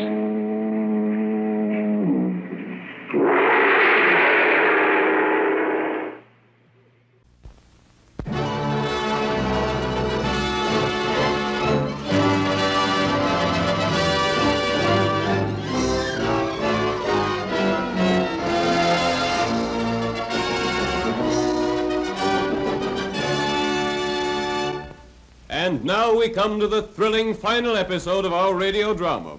Old Pete Belden, driver of the jitney from Carsonburg to Copper Springs, has a double load today. Pete's ancient bus is carrying the Flying Bee payroll and a passenger, his niece Betty. Tom, hurry, hurry. Betty, where's your Uncle Pete? We were held up, Tom. 3 men. They took the Flying Bee payroll and headed up toward Pine Gap, and they took Uncle with them. Come on in the house quick. We'll get the boys together and we'll go after them. No, I'll take the jitney into town and get my car. All right, Betty.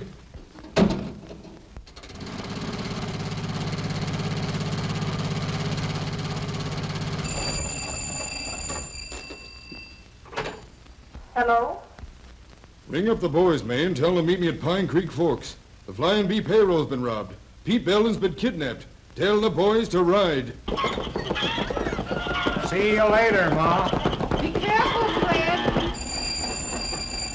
Hello, May. They've gone. Have you got the other boys? Some of them. I'm calling the blacksmith now. Hello? Charlie, payroll robbery. Meet the sheriff at Pine Creek Court. Pick up Bill and Frank on the way. I'm riding, Harry. Push that there wagon out of the way.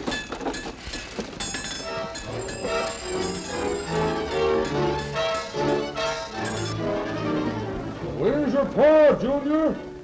He's back on the far section with the Reaper. Hey there, Bill. Get down off of it. I can't hear you. Wait a minute.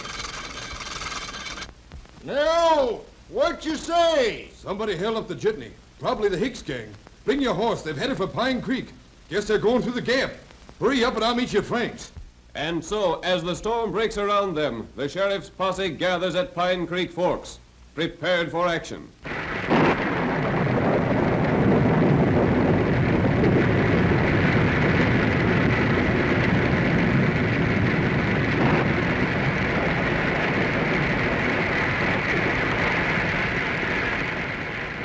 Men, Hicks and his gang have been around this country too long. We're going to clean them out today. But we got to remember that old Pete Belland is with them, and we don't want him to get hurt. All right, boys, let's hit out.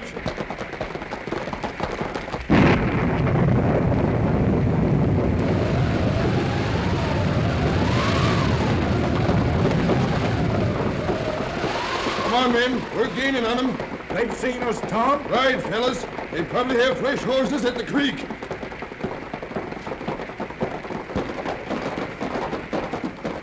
Hold up there. We'll set fire to the gap and stop. Whoa! Slim, you chop a couple of them small trees. Right. We'll spread a fire they can't get through. These are pretty green for burning, Sam.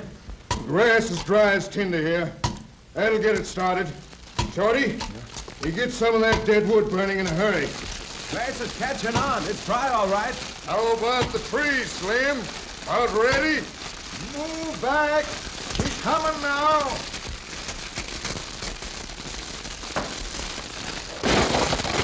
Cut another one farther back. The posse's closing in on us.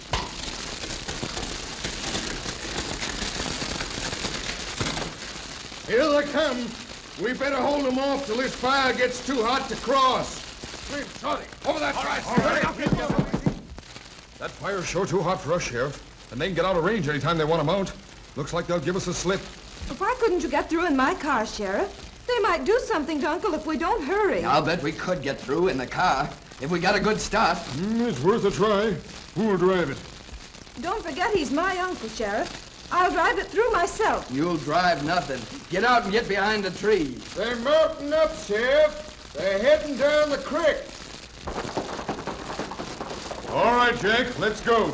Two of you men come with us. The rest of you keep firing. Slip! Come on! Follow me! All right, go on. This way!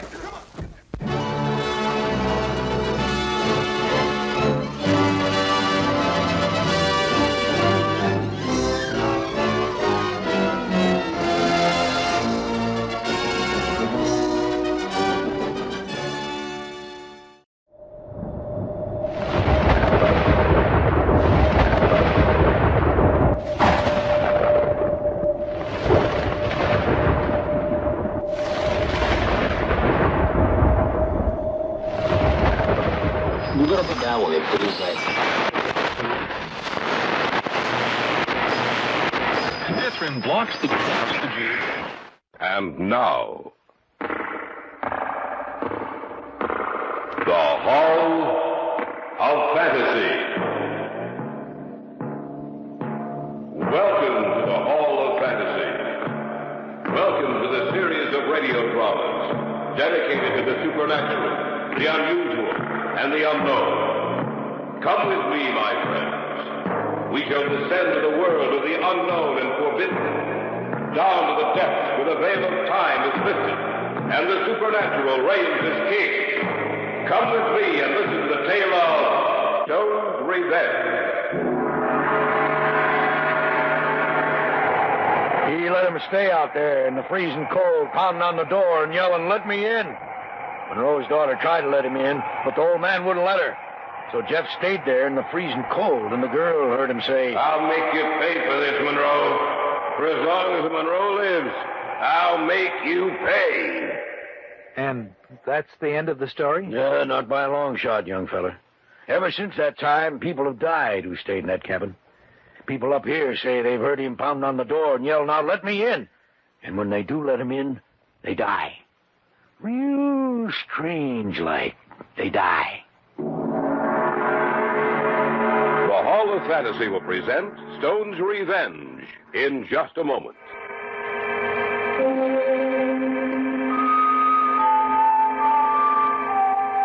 Jim Loring was my best friend.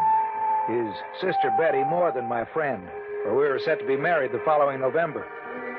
We'd all been working pretty hard, and we figured we needed a rest, so we took a 2 weeks vacation and headed up north. Before we left the city, Jim rented a cabin from a real estate broker about 400 miles north of here. We left about 3 in the morning and drove steadily. Hey, what time is it? 11:30. Oh, we've made good time. Yeah, that's right. According to the last marker we saw, we ought to be pulling into Wood Lake in a few minutes.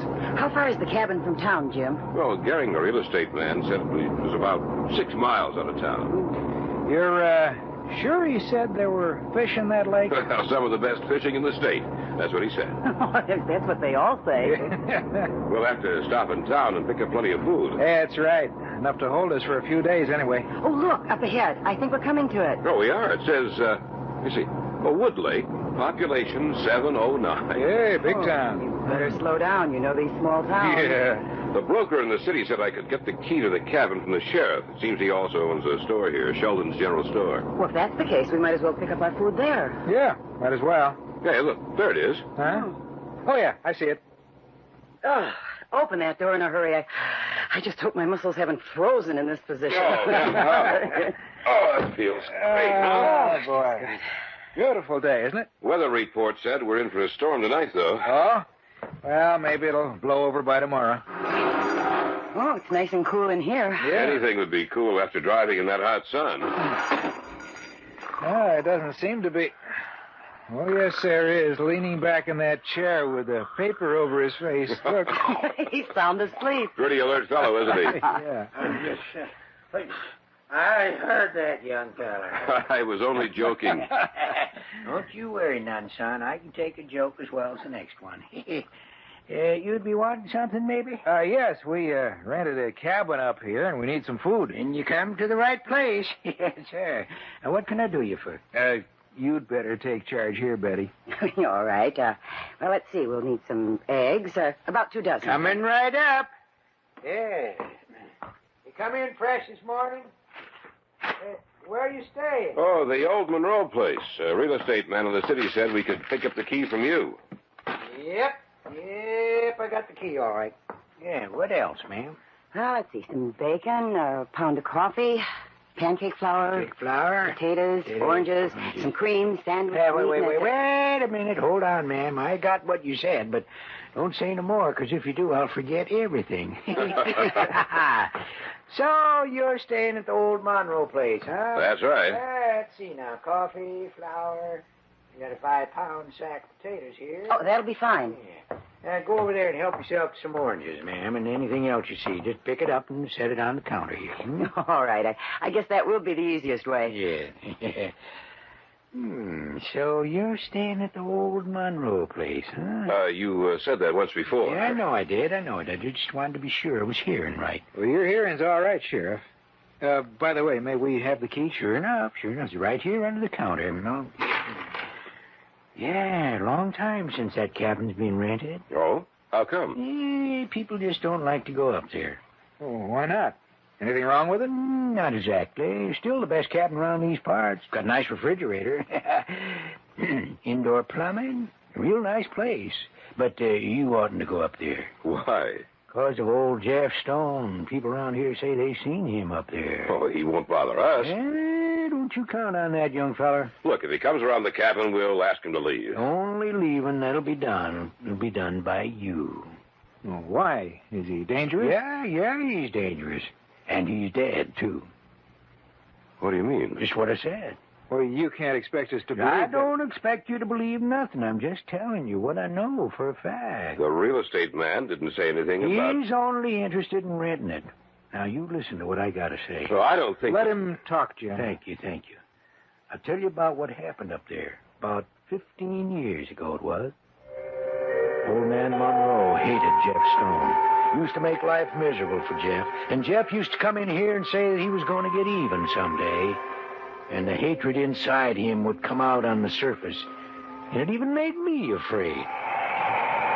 It was the winter time when it happened.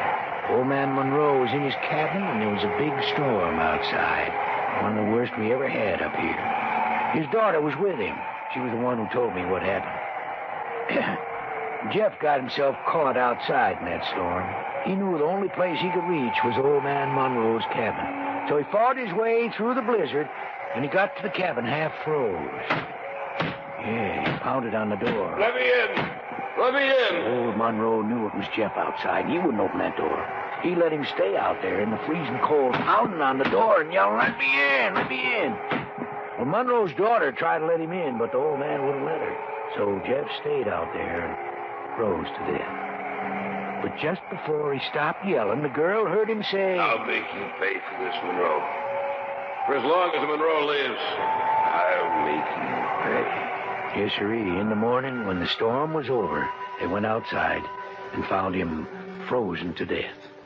And that's the end of the story? Yeah, not by a long shot, young fella. Ever since that time, people have died who stayed in that cabin. First Monroe's daughter, then him, and then others. Anybody who went up there. People up here say they've heard him pounding on the door and yelling, "Let me in, let me in." And when the folks in the cabin let him in, they die. Real strange like. They die.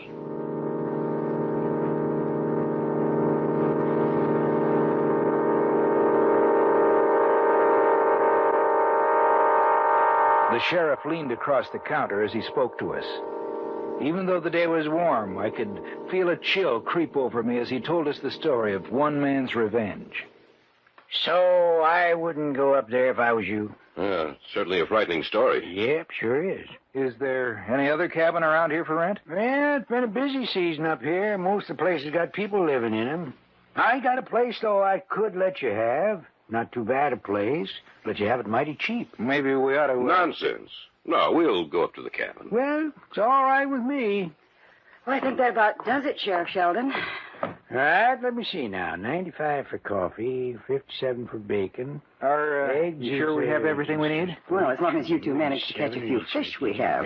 If you don't, then we'll be making quite a few trips into town. Wait till we get out in the boat. Ha! I'll wait until I get the fish into the pan. Yeah, it comes to $11.92. You can check my figures if you want to. Oh, no, we trust you, Sheriff, here. Yep, out of 12. Yes, sirree. Always good to have a little business on the side, like this here store. Here's your change. Thank you, sir. Look, you're sure you don't want to go to my cabin, huh? Well, we're sure. Well, I warned you. You're walking in with your eyes open. I hope you walk out that way. That is, alive.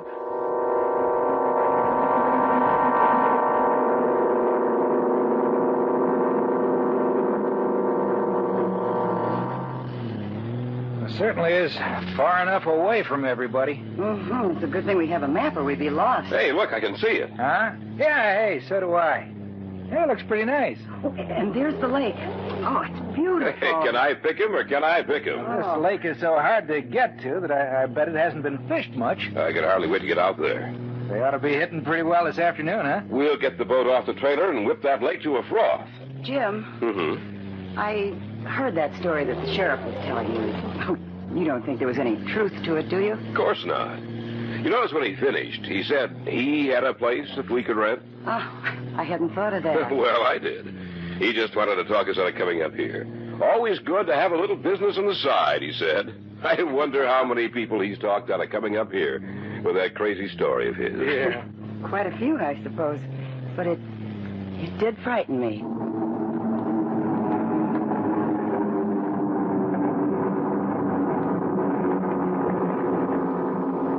We found the cabin to be in excellent condition. We moved our things in, had a bite to eat, then Jim and I unloaded the boat and went fishing, while Betty took a sunbath on the beach in front of the cabin.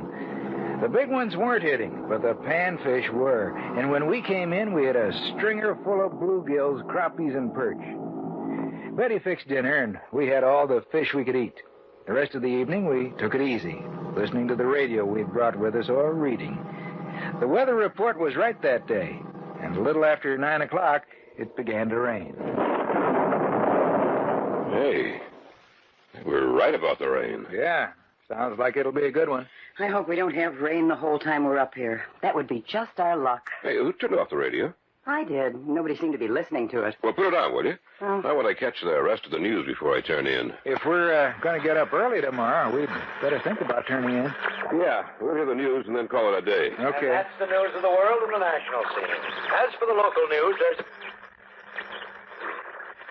Ladies and gentlemen, a bulletin has just been handed to me. Lawrence Graham, an inmate of the State Institution for the Criminally Insane, escaped from the grounds a little more than 2 hours ago. So far, he has not been apprehended. His description follows. 6 feet tall, gray hair and brown eyes, last seen wearing gray shirt and pants.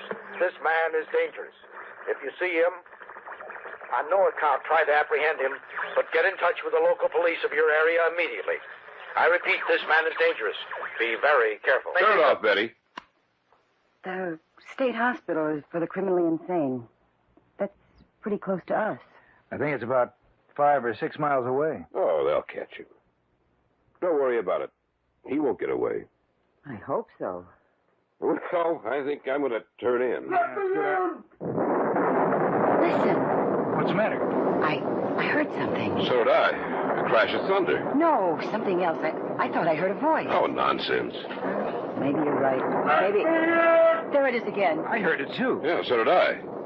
We'd better take a look outside. Yeah, all right. No, don't go outside. We'll just stand in the doorway and see if there's anything out here. Do you see anything? No. Nothing. Then come back inside. Yeah, all right. Maybe it was someone lost in the storm. Or maybe it was the man who escaped. Or Jeff Stone. Someone is out there. Yes, there is something out there. We'd better go see what it is. All right, I'll... Let me in! He's outside the door. Let me in! Come on, let's see who it is. Okay. Let me in. Oh, I'm glad I found you here. What's the matter with him? I found him lying on the ground about half a mile from here. I've been carrying him ever since. Here, let me help you. Put him down over here. All right.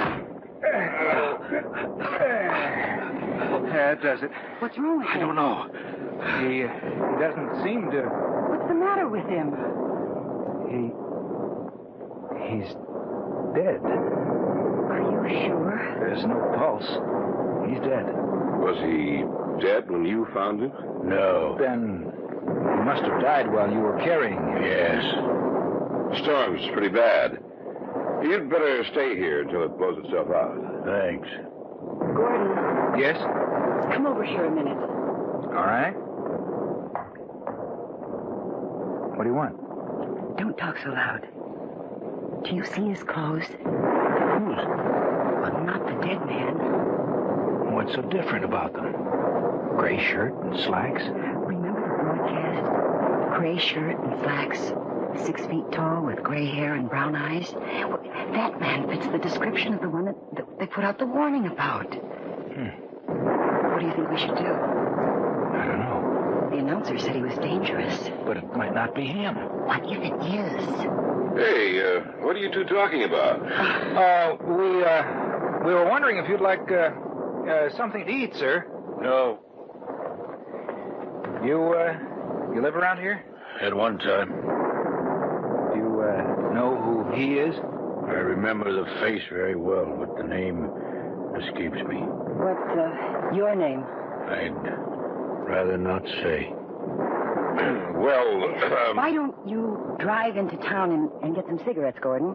But we yes, we're almost out. I'll go right away. But I don't understand. We don't have enough, Jim. Oh, all right, if you say so. You ought to wear a raincoat. No, I'll be right back. I'll get back as soon as I can with the cigarettes. Hurry, Gordon.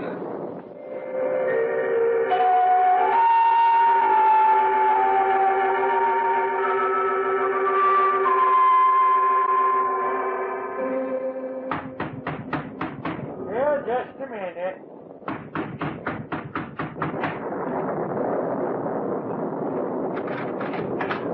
Well, young feller, it's you. Come on in. Is anything wrong? Plenty. Did you hear the broadcast about the escaped killer? Yep. Well, there's a man at our cabin who fits that description. You sure? Yeah. He came to the cabin and he was carrying a dead man. What'd the dead man look like? Well, blonde, nice-looking fellow. He's dead, huh? Yeah. And we think the other man killed him. The lunatic? Yes. He couldn't have. Why? Because he was captured a few minutes after that broadcast. You must have turned your radio off right after the bulletin. Oh, yes, we did. But, Sheriff, then who are the men in our cabin? The men in your cabin? I'll tell you who they are. The young one was Tom Monroe. He was going up to see you. Tom Monroe? Yes. Why? To tell you that it just wasn't a wild story I told you. To tell you to get out of that cabin before it was too late. Then the other man is Jeff Stone. I told Tom not to go, but he wouldn't listen to me. He said he didn't want any more people to die up there. And so he died himself. Sheriff, Jim and Betty are still up there. With Jeff Stone? Yes. Well, we're going to have to move awful fast to save him. Come on!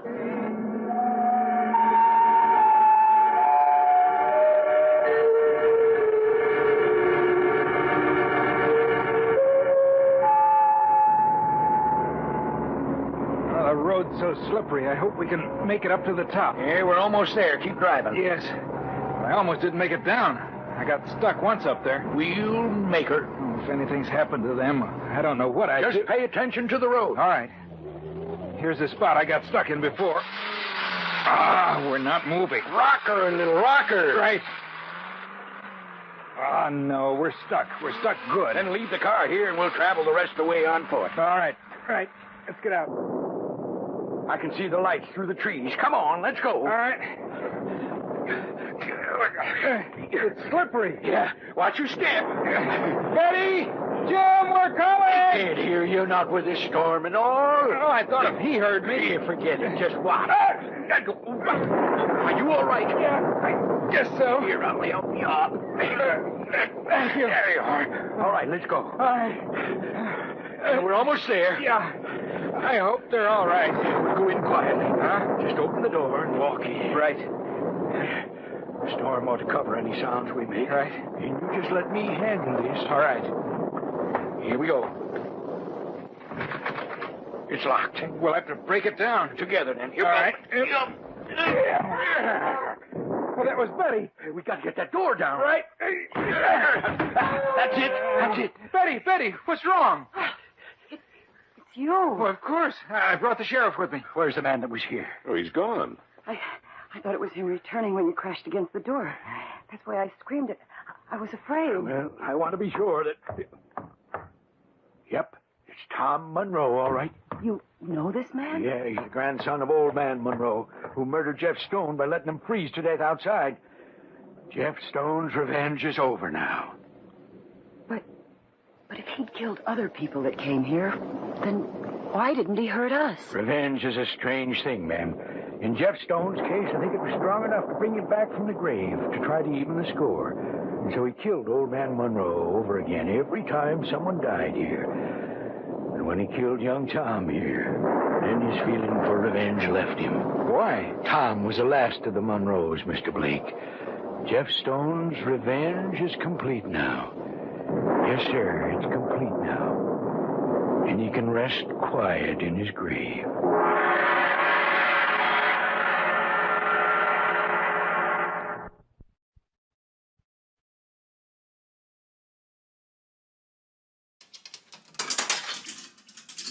Don't touch that dial.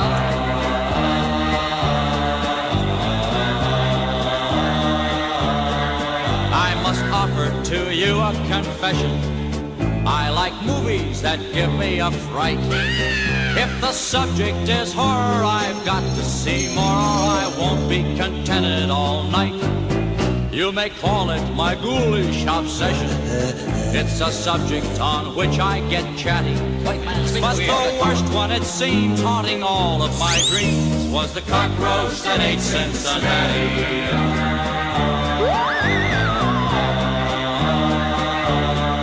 I've seen ghouls and hobgoblins and witches, and some moth-eaten werewolves with fangs. There were creatures that chattered and others that clattered, and Japanese monsters with bangs. Frankenstein gives me the shakes, and Count Dracula's driving me batty. But they're not on a par with the worst one by far, the cockroach that ate Cincinnati.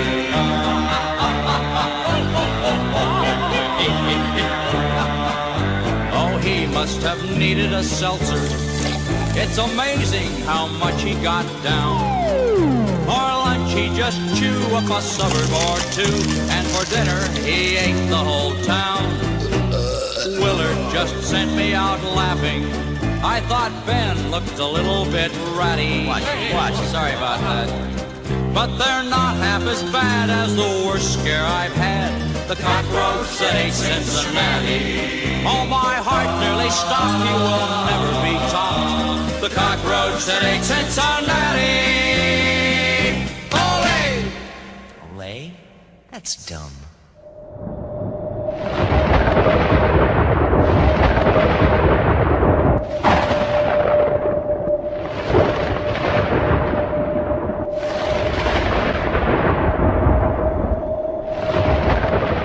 You gotta put that way, please. Pedestrian blocks the And now, the Hall of Fantasy. Welcome to the Hall of Fantasy. Welcome to the series of radio dramas dedicated to the supernatural, the unusual, and the unknown. Come with me, my friends. We shall descend to the world of the unknown and forbidden, down to the depths where the veil of time is lifted, and the supernatural reigns as king. Come with me and listen to the tale of He Who Follows Me. The Death That Walks? Well, how did he come to get that name? Because people around here have seen him at night. But he's dead. That's right, he's dead. And they've seen him walking. It must be their imagination. Ain't their imaginations, I know. I've seen him myself. What are you trying to do? Frighten us? I ain't trying to frighten you none. I don't have to. He'll frighten you. Old Mr. Thomas, the Death That Walks. Because he'll come for you. He'll come for you. In just a moment, the Hall of Fantasy will present He Who Follows Me. I have before me the diary of a dead man. He and his wife were my best friends. The words he's written down tell a tale so fantastic it's almost impossible to believe. Yet I know that Bill and Helen Mason lived the last few months of their lives in dread fear of the slow steps that followed them. It is late evening as I read his words. I have come to their house, now so empty, and sit in the large, overstuffed leather chair in the library. Outside, rain pummels against the side of the house. The wind blows the fall leaves from the trees, and the sound of thunder gives vent to the anger of the storm. There's something in the house. A tension. A fear, perhaps. I feel almost as if unseen eyes were watching me. As if someone is here with me. Here in this room.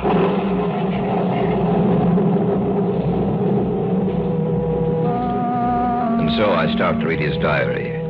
Living words from the pen of a man who sleeps forever. March 3rd. Today, Helen and I came across one of those delightful old southern mansions. We decided to stop and make a study of the place. And Helen was especially interested in taking some color pictures to illustrate our lecture series in the fall. Well, I guess no one will mind if we take a look around the place. No, I'm sure they wouldn't. Oh, it's a shame that whoever owns the house and grounds lets the place run down this way. It must have been beautiful in its day. Yeah, I imagine it was, Helen. Well, the house could still be saved, renovated.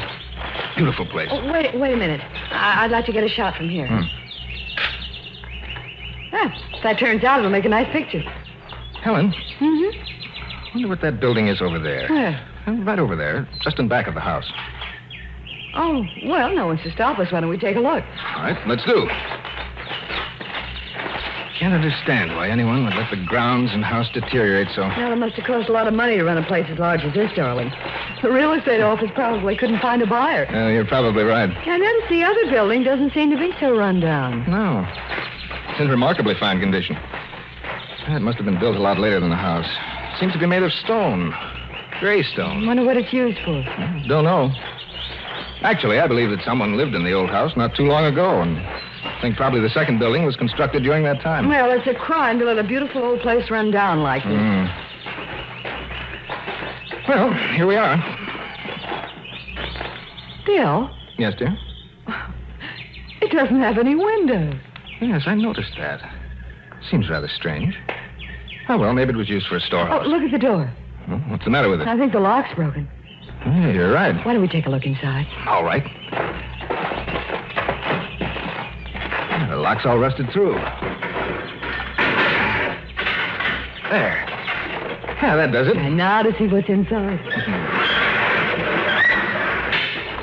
Well, there might not be any windows, but there's a skylight that lets in the sun. Come on, let's go in. All right. Ooh, it's so cold in here. So I noticed. Helen... What's that in the center of the floor? That's just what I was going to say. This isn't a storehouse by any stretch of the imagination. It's a mausoleum. That thing in the center of the floor is a sarcophagus. Stone coffin. There's nothing else in here. Just that thing in the center. And yet I feel as if it's crowded.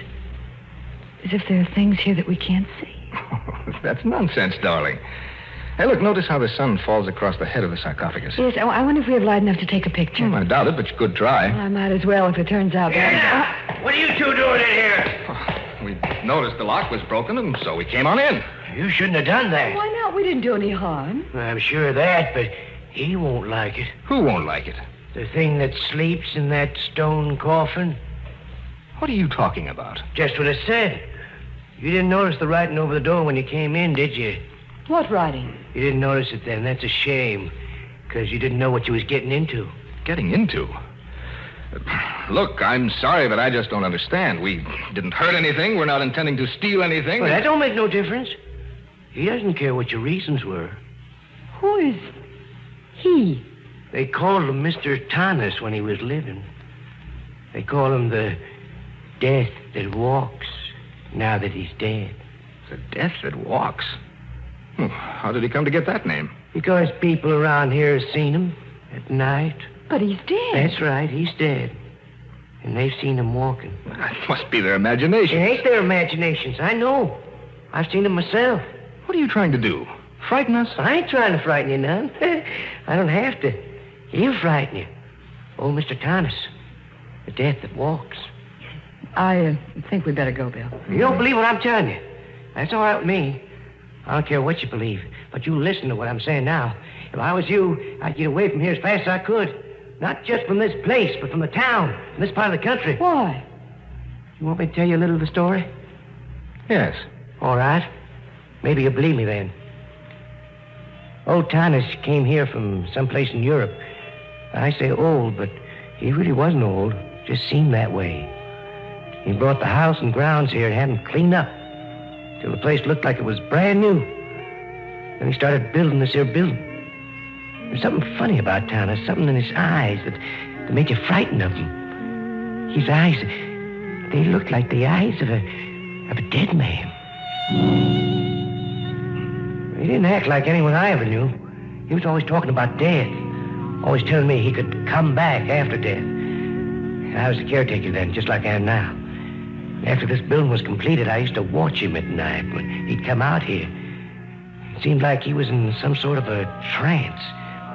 He'd stay out here for hours. And when he'd come back to the house, his eyes would glisten and shine, so you couldn't hardly look at him. A week before he died, he told me that as long as I lived, I was to take care of this place. Because if I didn't, he'd come back and kill me. And then he died. Just like that. And he was put in here, in his coffin. And one night, about 2 months later, when the moon was full, I heard a noise. And when I come out to look, I saw the door to this place opening and him come out in the moonlight. And I could hear his footsteps. It sounded queer and hollow-like. And I turned around and I could see his face in the moonlight, pale and pasty, sick-looking. And those eyes of his seemed like two burning coals of fire. He seemed to be looking at me. And I heard him say, "They have disturbed me, and the moon has awakened me. I shall follow them." That's what he said. And I heard it just as plain as you're hearing me. And then he vanished in the night. And towards morning, I heard his footsteps again. And I heard that big iron door closing. And I knew he was back. The next day in town, I heard that Alf Cummins had died the night before, screaming something about not meaning to go into the mausoleum. I knew who killed him. And that's all there is to the story? Oh, that's just part of it. It's happened again and again in the last 10 years since he's been dead. Folks around here say he'll follow you wherever you go if you come inside here. Well, in that case, why haven't you been killed? Because he needs me. He ain't going to kill me. But if I was you, I'd get out of this part of the country just as soon as I could. Let's go back to the hotel, Bill. Yes, all right, dear. You going to get away from here? Yes, we'd better get going. I wish I'd have been here when you come, but I was in town getting this lock. You can't go around leaving this door unlocked.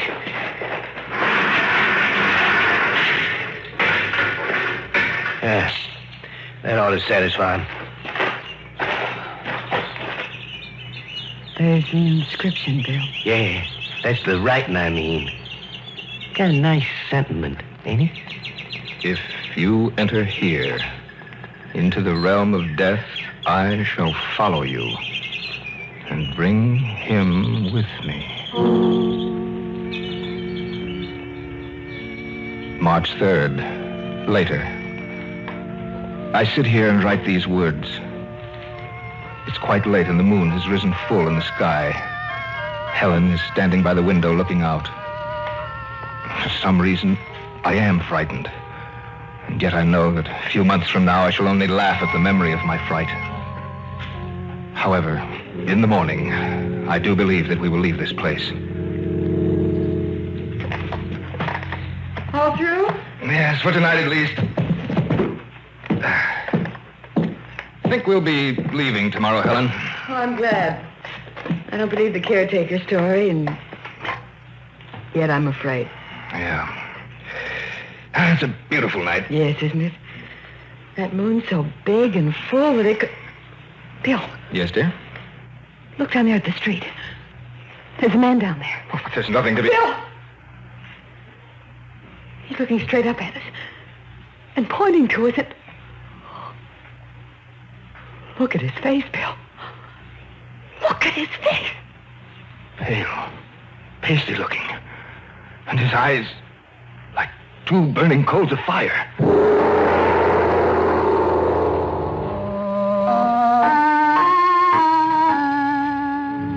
As I read these pages, the words stare up at me, and their formations bring to life a nameless terror which I feel all around me. Outside, the storm still rages, yet the sound of it fades from my mind as the terror in the pages of the volume I hold before me becomes increasingly apparent.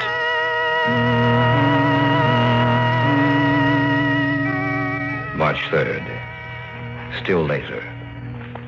The man down in the street, whomever he was, left after about 10 minutes. He has given us quite a fright. Where I felt any doubts as to whether or not we should leave this place, they've all been dispelled now. Helen has just gone to bed. I think I shall do the same. If we're going to leave in the morning, you'd better get to sleep, Bill. I want to get out of here as soon as I can. Yes, I was just coming to bed, Helen. That man we saw... Yes? It might be only coincidence. Do you really believe that, Helen, or are you trying to talk yourself into it? I guess I'm trying to rationalize it, and I'm afraid I'm not doing a very good job of it. I don't know what to believe. It could be coincidence, but somehow I'm afraid it isn't. Then you think that... Maybe. No, don't worry about it, Helen. By tomorrow we'll be several hundred miles from here. And I doubt if whomever it was will follow us. No, listen. They sound just like the steps the caretaker described to us. Yes, but we saw him walk away. But Billy's in the room upstairs. Well, it's probably someone else. It's not, I know it's not. All right. Just a minute, I'll call the desk. This is William Mason in 316. Can you tell me who has the room directly above mine? Clerk's going to check. Yes? Oh, I see. No, thank you very much. What did the clerk say? The room directly above ours is unoccupied.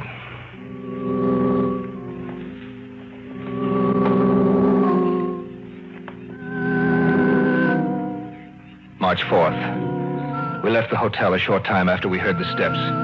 We went immediately to our car and drove all night and all day, and are stopping now in a motel almost 1,000 miles away. It's reassuring to know that he could not possibly follow us. I am very tired. Go to bed and get an early start in the morning.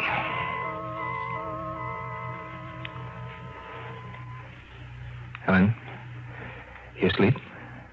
No. What are you thinking about? The words that were written above the mausoleum door. If you enter here into the realm of death, I shall follow you and bring him with me.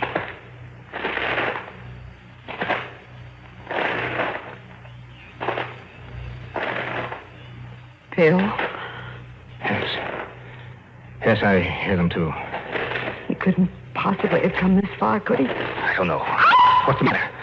Your face. Pressed against the window. It's not there now. It was there for just a few seconds. I saw it, Bill. The same man we saw last night outside the hotel. He was right outside the window.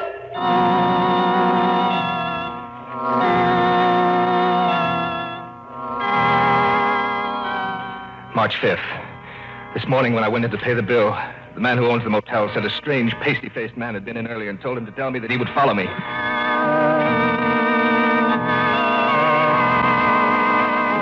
March 11th. It's impossible to get any material together that'll help me in my work. Everywhere we go, he's there also.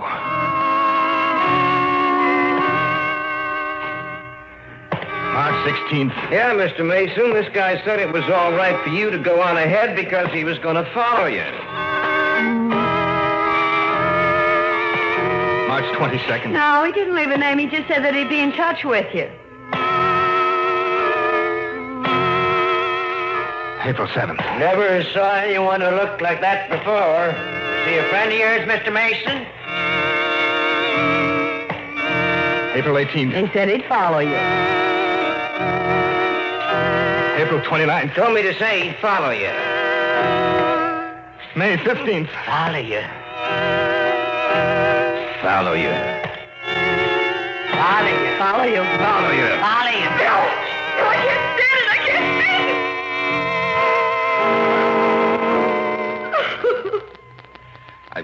I wish there was something I could do, Helen, but there's nothing. I've done my best to lose him, but I can't. I want to go home, Bill. Oh, if we go home, it'll be the same thing. Maybe it won't. But I can't stand this anymore. All right, darling. We'll leave for home right away.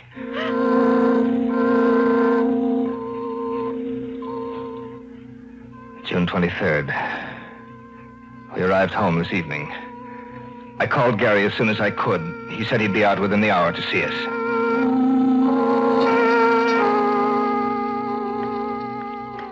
He he wasn't able to help us in any way. I really didn't expect any help. I was hoping that he might be able to offer some concrete suggestion as to what to do. However, last night was the first night in months that we haven't been aware of his presence. Maybe Helen is right. Perhaps he won't follow us here. July 3rd. We've not seen or heard anything unusual since we first came home. I feel as a man might feel who has been given a new lease on life. July 10th. Still nothing.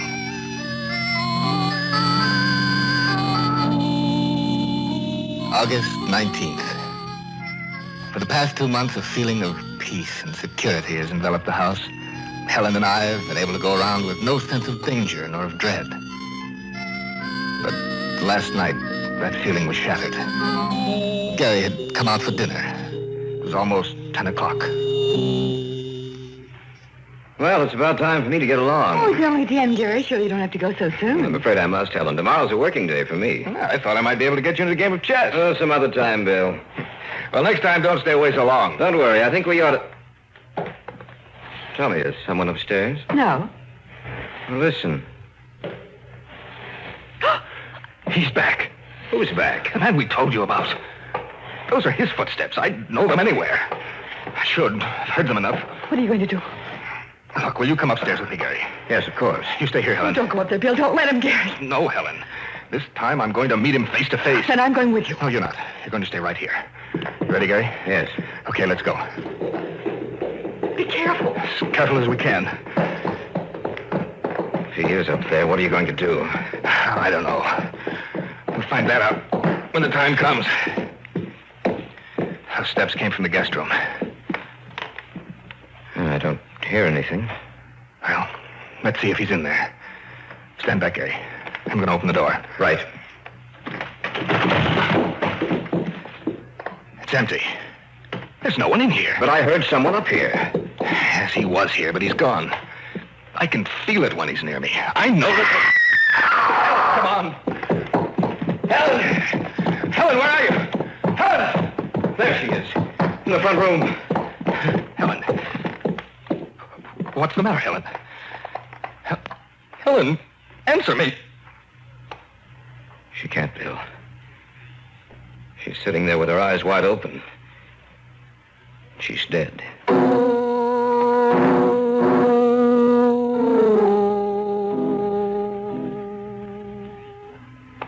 August 23rd. We buried her today. As I sit here in the empty house writing this, I know that Thomas will come for me, too. I'm writing this in the hope that someone will find it, read it, and maybe understand my death. It's lonely here, yet suddenly I have the feeling that I'm not alone. Someone is here with me.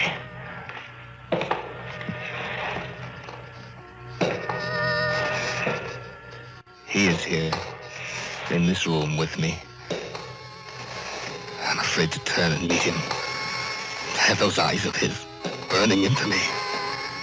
And yet I must. I pray that someone reads this. Perhaps he will...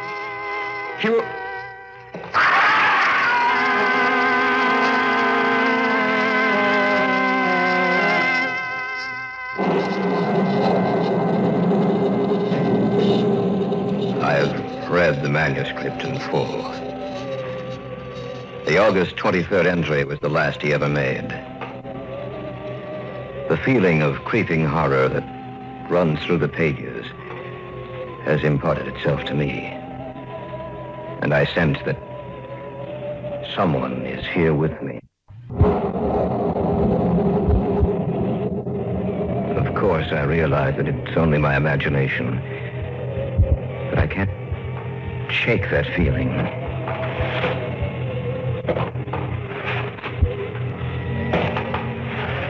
There is someone here.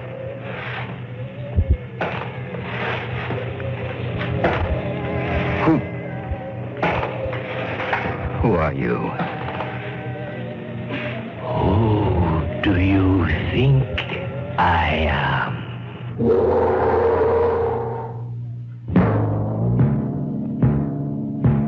So runs tonight's tale of the unusual, the terrifying, the unknown. Join us again when next we journey down the corridors of the Hall of Fantasy to hear another strange tale of the supernatural. All characters and events portrayed in these programs are fictional, and any similarity to actual events or persons, living or dead, is purely coincidental.